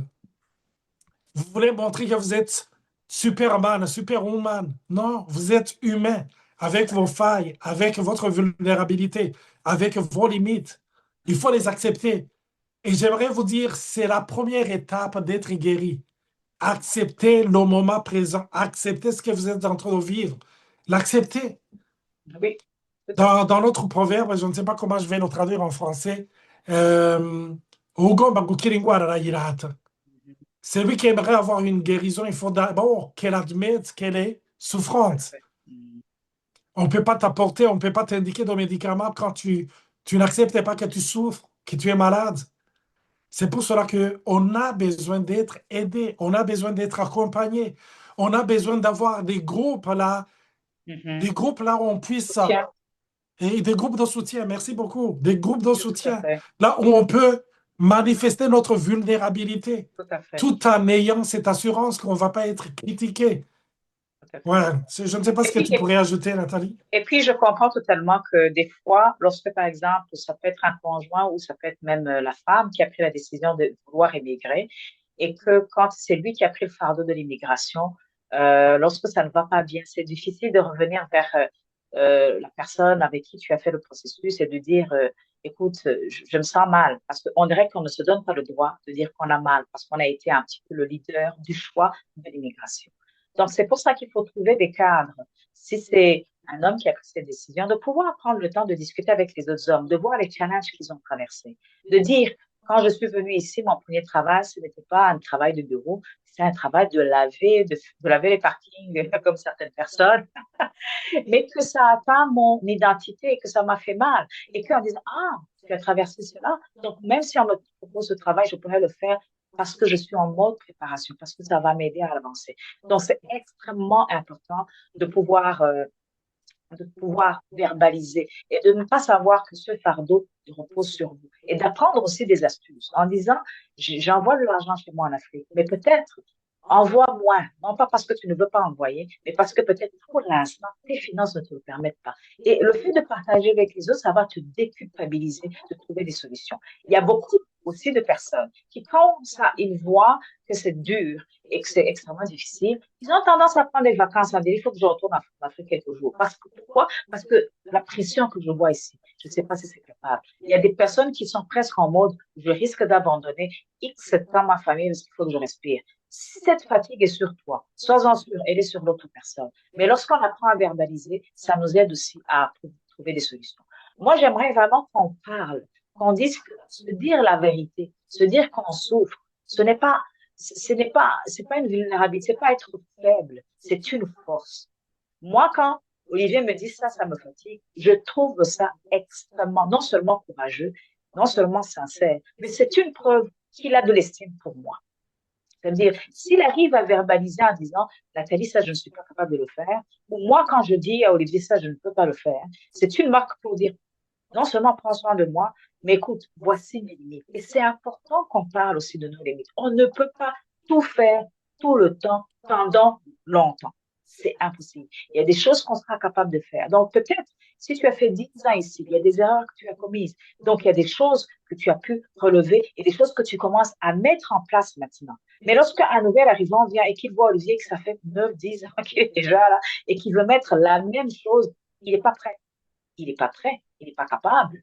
Et donc, on risque de tomber dans la comparaison. Donc, si on se dit la vérité, si quelqu'un arrive à dire, écoute, je me sens mal, où j'ai vécu des deuils, où je vis des deuils peut-être de l'extérieur de mon pays, où je vis des deuils personnels, où j'ai perdu un bébé, où je n'arrive pas à tout ça font que, ah non, non, non, il y a pas, on va avancer. On n'apprend pas à avoir une écoute active. On prend pas, c'est vrai qu'on ne prend pas le temps d'écouter les gens. Apprenons à écouter les gens. Apprenons aussi à verbaliser ce qu'il faut pour qu'on puisse réellement prendre soin de soi. Lorsqu'on arrive à dire la vérité, à dire ce qui ne va pas, ce n'est pas une question de faiblesse, c'est une question de force. Mm. Si je pouvais, je pourrais mettre le verbe souffrir au présent. Je souffre, tu souffres, il souffre, nous souffrons, vous souffrez, il souffre. Donc, tout le monde souffre d'une façon ou d'une autre. Et dire qu'on souffre, comme Nathalie vient de le dire, c'est pas être faible. C'est pas du tout, c'est pas dans la faiblesse. C'est pour cela qu'il faut se permettre, se donner la permission de ressentir. Souvent, il y en a qui ne se donnent pas cette permission Oui, de ressentir ce que vous ressentez. Parce que souvent, on fait semblant. Je ne le vois pas, donc ça n'existait pas. La oui. politique d'autruche, Mhm. donc ça n'existait pas. Il y en a peut-être qui sont en train de suivre cette conférence et qui se disent, je ne sais pas de quoi ils ont parlé, alors que tu sais intérieurement que tu le vis. Et c'est difficile. Et il y en a qui disent, ah bah, hein? Et ils savent pas quoi faire. Donc, c'est comme perdre le temps. Non, on n'est pas en train de perdre le temps. On est en train de parler d'un problème, d'un défi, et d'un défi qui risque de s'accroître avec tous les enjeux qui nous attendent, donc avec l'intelligence artificielle, avec ces changements au niveau du Québec, il y a des changements même au niveau des politiques de l'immigration. Et ça commence à affecter beaucoup de gens. Tout Oui. ça, ça crée de l'anxiété. C'est Mhm. pour cela qu'il faut qu'on en parle. Mhm. Et surtout quand on est en train de souffrir, quand on passe à travers ces moments difficiles, vraiment, on a besoin d'avoir une oreille qui nous écoute, qui nous entende, qui est là, non pas pour nous juger, mais pour nous écouter. Donc, déverser son cœur, déverser son vécu ou son ressenti plutôt. Donc, tout ce que vous vivez, c'est normal. Si je peux résumer tout ce qu'on voulait dire, ce n'est pas un échec, c'est une transition. Mhm. Vous êtes en train d'aller d'un point A vers un point B. Mais au milieu du point A et du milieu et du point B, il y a des défis. Ce sont des défis que tu rencontres. Ce ne sont pas des échecs. C'est une transition. Et à travers ce que tu es en train de vivre, Comment s'est passé tous cette ces éléments vont année? forger ton caractère. C'est ce qui va faire que tu deviens quelqu'un qui va devenir empathique et quelqu'un qui va devenir fort avec le temps. Mais quelqu'un aussi qui va aider les autres à pouvoir s'en sortir. Il y a Mais une aussi, personne, oui, excuse-moi Olivier, il y a une personne qui vient de dire, là c'est un autre sujet qu'on pourra parler une autre fois, mais là on a parlé des parents, souvent ils sont à deux, mais il y a d'autres qui sont en mode monoparental. Est-ce qu'il y a quelqu'un, quand quelqu'un est seul, comment est-ce qu'il peut porter le fardeau? Ce qui est important à savoir dans ce cas-là, c'est que il faut absolument trouver aussi d'autres ressources où on peut verbaliser ce qui ne va pas dans notre vie. Donc, trouve parce que ce n'est pas parce que que tu es dans le couple que l'autre va te comprendre, hein. Ce n'est pas tout le temps comme ça. Souvent, ça fait que les couples explosent. Mais lorsque vous êtes seul, la charge mentale, la charge, s'il vous plaît. Je sais que nous, les Africains en particulier, nous avons un défi de juger les gens qui sont des parents monoparentaux. S'il vous plaît. Moi, je fais un cri d'appel. Ne jugez surtout pas une personne qui est en mode monoparental. La charge mentale qu'il dispose, elle est inimaginable. C'est inimaginable la manière dont c'est lourd. Donc déjà, si vous êtes à deux, que vous faites doubler cette charge seule. Vous n'avez presque pas de recours. Mais ce qui est important, vous pouvez créer un réseau, trouver des gens qui vont essayer de vous comprendre. C'est pour ça que c'est important qu'il y ait des créations comme il y a des communautés ici qui aident les personnes qui sont monoparentales, c'est pas seulement les femmes, mais même les hommes, pour pouvoir avancer. Il y en a moins pour les hommes parce que les hommes s'expriment un peu moins, mais il y en a quand même. Mais quoi qu'il en soit, à prendre le temps vraiment de pouvoir trouver des gens. Parce que lorsqu'on est seul, déjà, on se laisse seul, on se sent jugé par les autres. Et c'est pour ça que c'est très important de trouver des solutions aussi ailleurs. hmm. En tout cas, c'est très, très important. Il y a quelqu'un aussi qui, dans le commentaire, Mélissa, il faut parler du fait que quand on est immigrant, si on peut se permettre de voyager, on pense automatiquement à notre pays d'origine. Or, quand on y va, il y a des obligations sociales et quand on revient, et on revient plus fatigué parce qu'on ne se repose pas physiquement et on Oh, que retourne dans la roue de l'Occident. Ouais, c'est vrai. c'est Souvent, vrai. on est fatigué physiquement et on avait besoin de ce repos. C'est vrai, mais ce sont des obligations souvent familiales. Mais ce qui aide aussi, c'est de passer à autre chose. Pouvoir rencontrer des gens, ça aide mentalement, même si physiquement on est fatigué. Pouvoir parler d'autres choses, rire avec les amis, euh, se rappeler des anecdotes, des choses qui sont arrivées. Je pense que ça peut toujours aider, hein. Donc, je parlais au niveau mental, mais le côté physique aussi, il faut qu'on puisse se reposer, trouver des moments de se reposer. Je pense que cette personne, elle est mélancolique, hein, parce que les introvertis ont besoin de temps seul. Moi, je pense que ça revient un petit peu, nous, on parle beaucoup de ce qui est les tempéraments, mais si cette personne a mentionné ça, c'est qu'elle a besoin de temps seul. Il faut trouver des situations. Si vous allez, par exemple, au Burundi, écoutez, allez à la campagne, allez au Ruguru, allez, hein, à la colline. Prenez le temps de ne pas rester peut-être tout le temps à la ville, si c'est possible, bien sûr. Parce que souvent, on se retrouve en étant fatigué alors qu'on voulait rester seul. Et en même temps, des fois, la solitude physique, la solitude relationnelle ne veut pas dire que vous allez vous ressourcer. Donc, peut-être que vous avez besoin de parler avec quelqu'un. Ça ne veut pas dire que si vous prenez des vacances seul pendant 2 semaines, que le problème va se régler. Peut-être que vous allez être moins connecté à vos problèmes, mais vous n'avez peut-être pas trouvé la solution. Donc, c'est pour ça que des fois, c'est important, c'est intéressant d'aller chercher un tout petit peu. Pourquoi est-ce que je me fatigue un peu trop? Pourquoi je deviens même beaucoup plus irritable? Parce que ça peut créer de l'irritabilité. Je n'arrive pas à dormir. C'est vrai, ces gens-là veulent te voir. Mais si je ne veux pas me connecter à eux, qu'est-ce qui se passe? Pourquoi? C'est vrai, les introvertis ont besoin de plus de temps seuls. Mais ça peut aussi cacher quelque chose derrière. Ouais. Merci beaucoup, Floride. Et il vient de mentionner quelque chose d'important. J'aimerais avoir votre avis sur le lien entre le manque de vitamine D lié à la non-exposition au soleil et le manque d'énergie. Oui, c'est Ça vrai. existe. Et Oui. souvent, il y a des gens qui ont comme cette déprime durant l'hiver parce qu'ils sont moins exposés au soleil. Je me rappelle, j'ai eu une conversation avec un psychiatre et je lui posais la question, pourquoi ce pays, parce que moi, je ne comprenais pas, je me disais, dans ce pays, on ne peut pas mourir de faim. Les biens matériels sont là. Et je dis, mais on dirait que les gens sont plus anxieux, les gens sont trop angoissés par rapport aux gens qui sont en Afrique, qui manquent souvent de beaucoup de choses, même des produits de base. Et là, il m'a donné différentes explications. Et parmi les explications qu'il m'a données, il m'a dit le manque de soleil aussi. C'est C'est vrai. très, très important. C'est pour cela que quand vous manquez cette énergie, ne concluez pas directement que ce soit peut-être le cerveau qui travaille beaucoup, que ce soit ces processus d'immigration. Des fois, en allant chez le médecin, en vous donnant ces vitamines, ça pourrait vous aider. Et je les prends et moi, ça m'aide personnellement. Et je les donne aussi aux enfants. C'est très, très bien de les donner aux enfants. Et je ne sais pas si vous avez remarqué pour les gens qui vivent dans les pays là où ils connaissent l'hiver. Et souvent, quand vous sortez l'été, on dirait qu'on a changé votre quartier ou votre région. On dirait que les gens sont de plus en plus souriants. Hein. On dirait que les gens sont, comment dire, ils sont bienveillants plus que d'habitude. Mais durant l'hiver, on dirait que les visages sont renfrognés. On dirait que les gens sont plus irrités, plus irritables.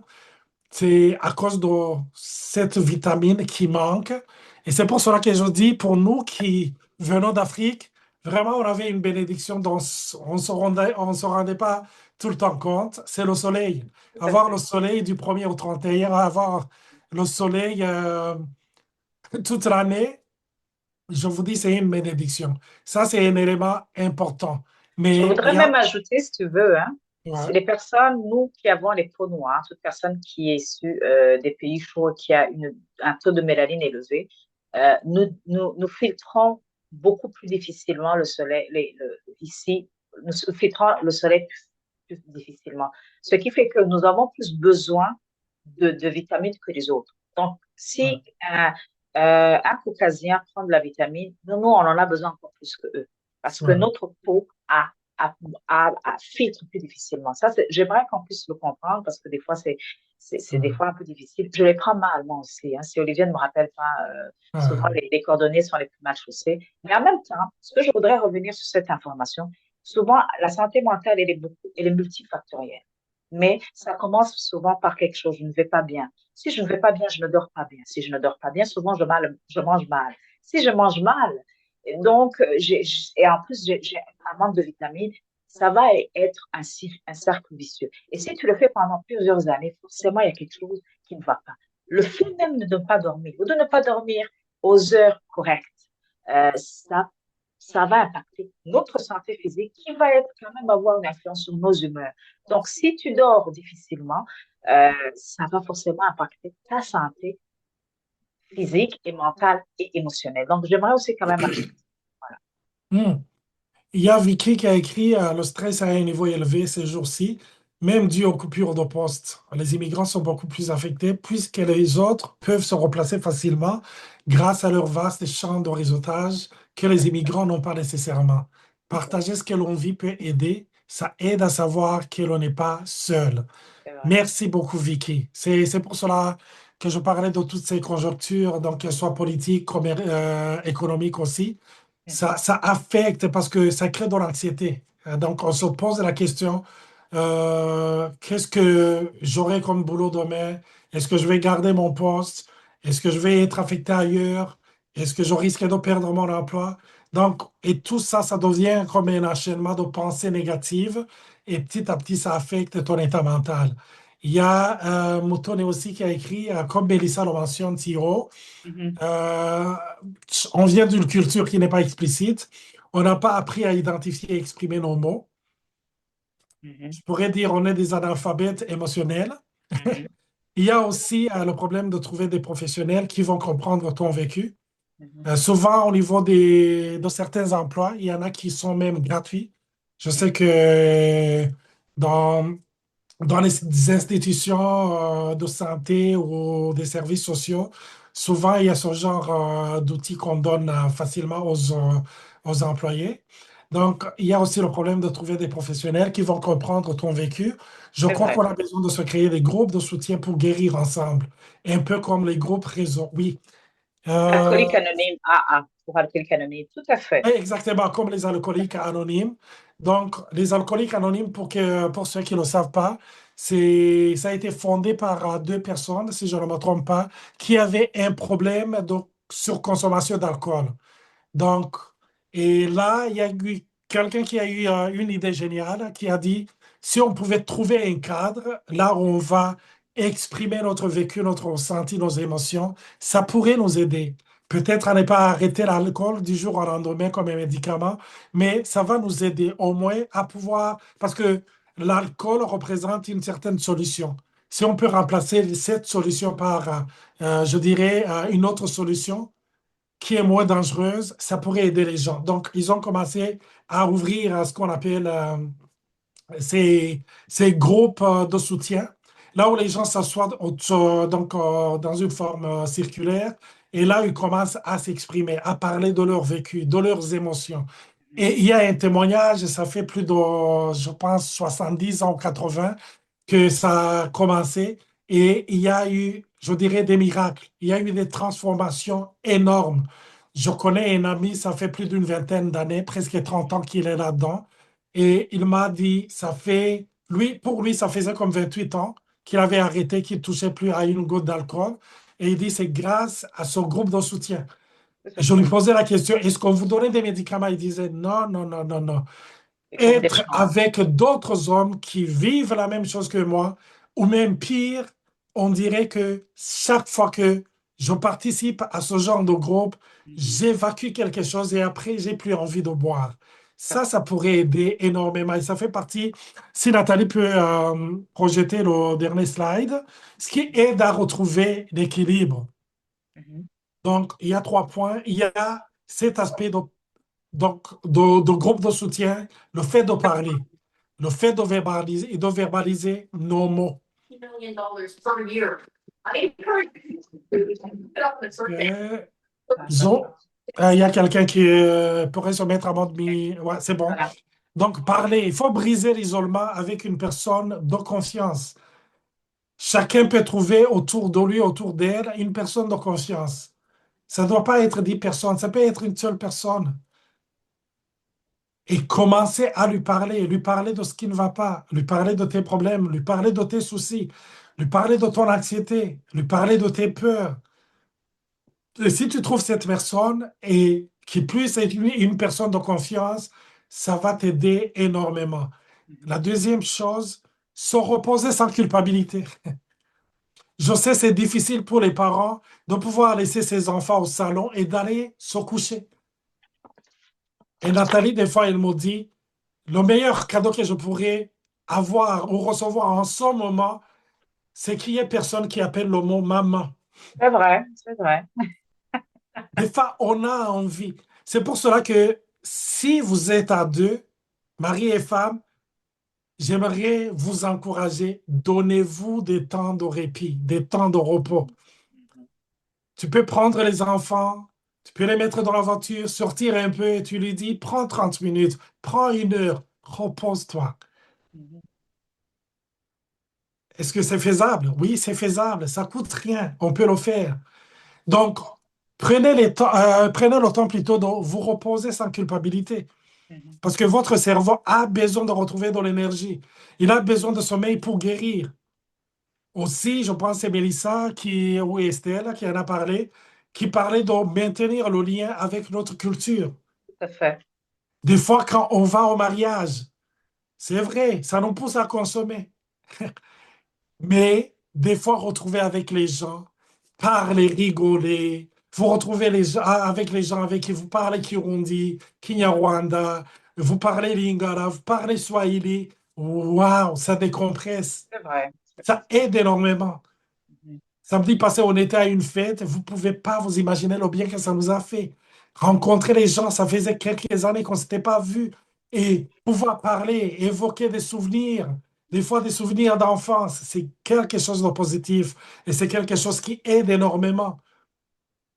Je ne sais pas ce que tu pourrais ajouter, Nathalie, Excusez-moi. Donc, avant de en fait, je clôturer. pense que ce qu'on peut dire, c'est soyez patient avec vous-même. Le but, c'est vraiment que vous soyez patient avec vous-même. Vous êtes comme une graine qui a été plantée à l'arrivée, et puis l'adaptation, ça prend du temps. Et c'est normal que ce soit difficile. Si vous êtes déjà là, c'est normal que ce soit difficile. Et puis l'équilibre, on va le trouver quelques années plus tard, pas quelques mois. Il y a des choses que je commence à comprendre après 9 ans. Et il faut que je sois patiente avec moi. Je pense qu'Antoinette avait mentionné, on veut réussir du premier coup, on veut y aller vite. Donnez-nous du temps. Ne vous jugez pas parce que vous trouvez cela difficile, mais donnez-vous du temps. C'est vraiment important, monsieur. Merci beaucoup. Je pense que on est arrivé vers la fin de notre conférence. J'espère que ça a été instructif pour vous. En tout cas, ça a été un très, très bon moment pour moi, surtout de lire vos commentaires. C'est vraiment quelque chose de précieux.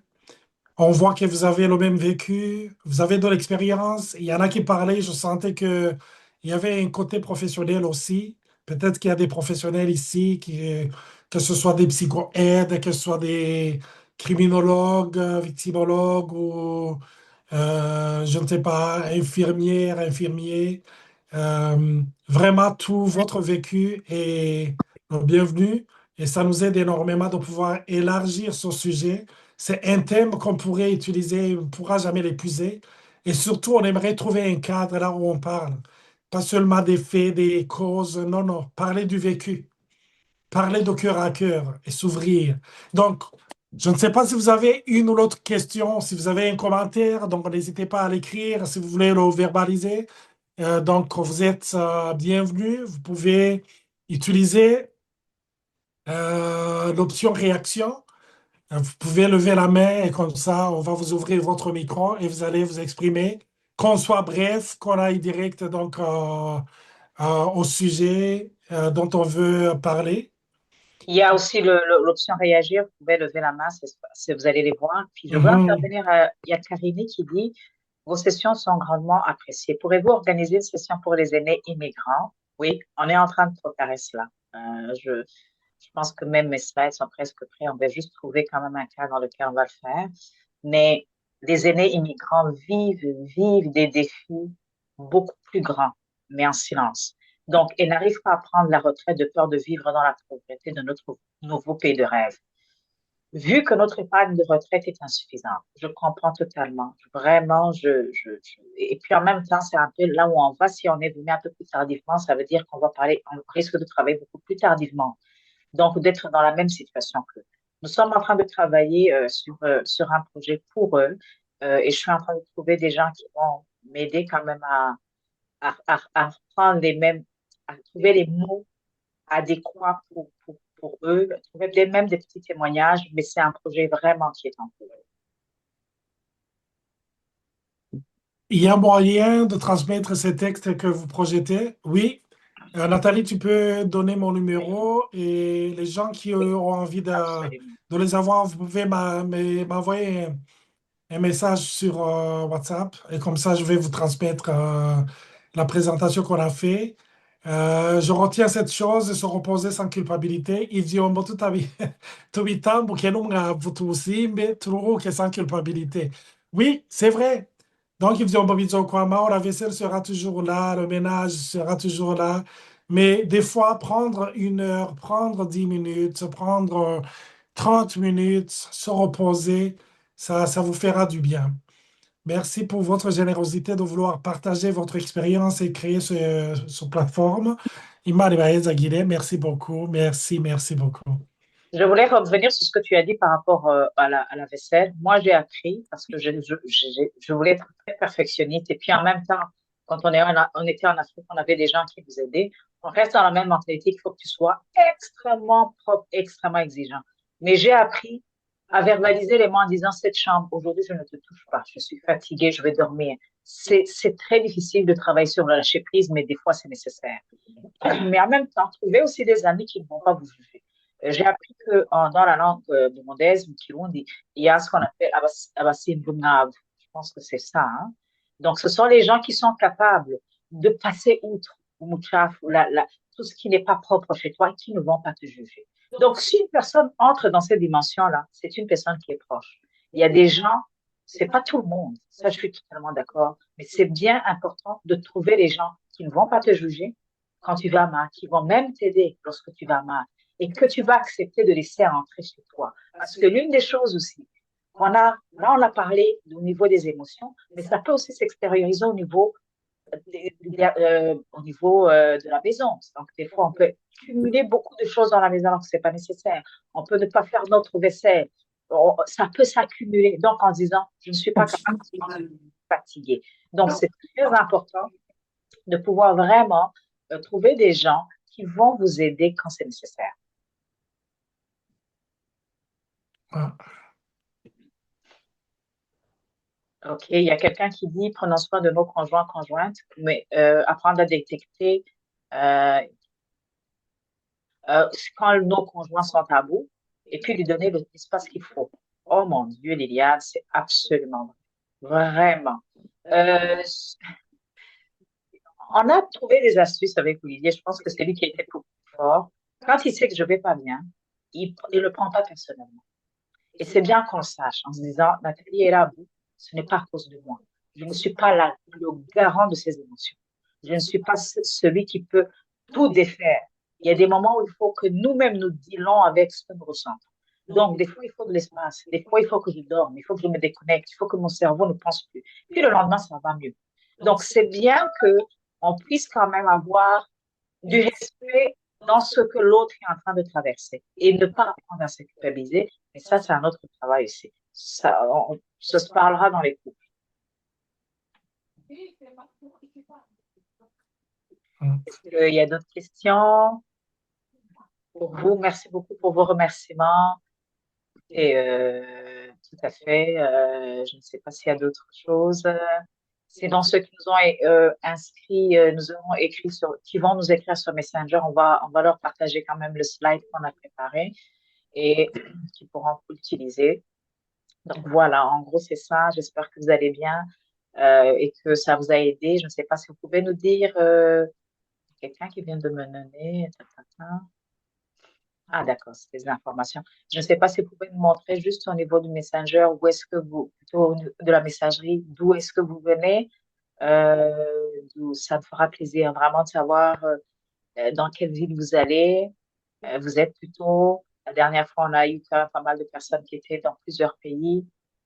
Et puis, sachez que cette vidéo est aussi disponible, que vous pourrez le partager. Donc, Euh, vous pouvez nous recontacter. On va pouvoir aussi vous envoyer le lien lorsqu'on va le mettre sur les réseaux sociaux et vous pourrez éventuellement le partager. Et merci beaucoup pour votre feedback. dans, dans, dans le mode chat, ok, on voit Kanyana, Ottawa. Ottawa. Ouais, vous pourriez écrire on voit de Toronto, de Vancouver. Waouh, c'est très très bon. Merci, Longueuil, Olga de Dakar, Toronto. Gatineau, D'accord. Montréal. euh, Parfait. Blainville. Merci, Floride. Oh, Toronto, etc. Oh, mon Dieu.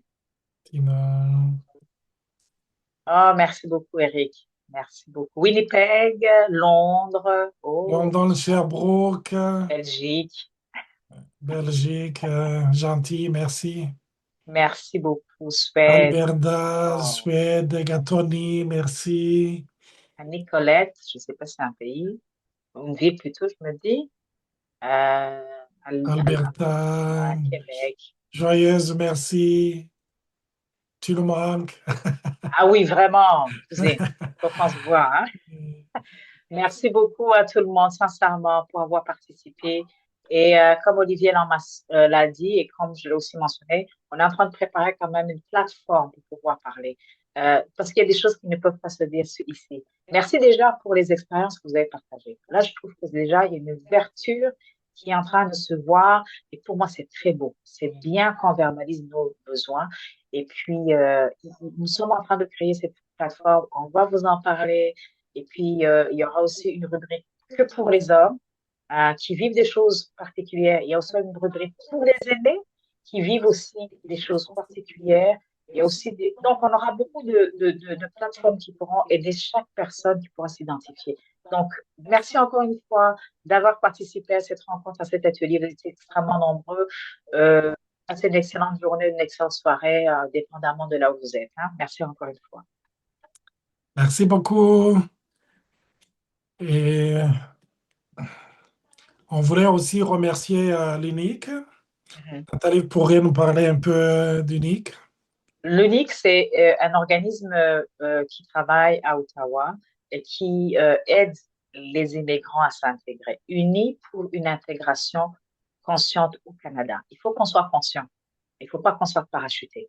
Et je trouve que ce genre de sessions, ce sont des sessions extrêmement intéressantes et importantes pour pouvoir vraiment aider les personnes de, de, de, de, de, de, de vivre en douceur avec moins de turbulences possibles, notre intégration. Ça prend du temps, c'est vrai. Et donc, je remercie beaucoup tous mes amis et mes collègues de l'INI qui nous ont permis quand même de pouvoir partager cela avec vous. Donc, une excellente journée à vous alors, hein. Bonne journée. Merci, au revoir. Bye bye.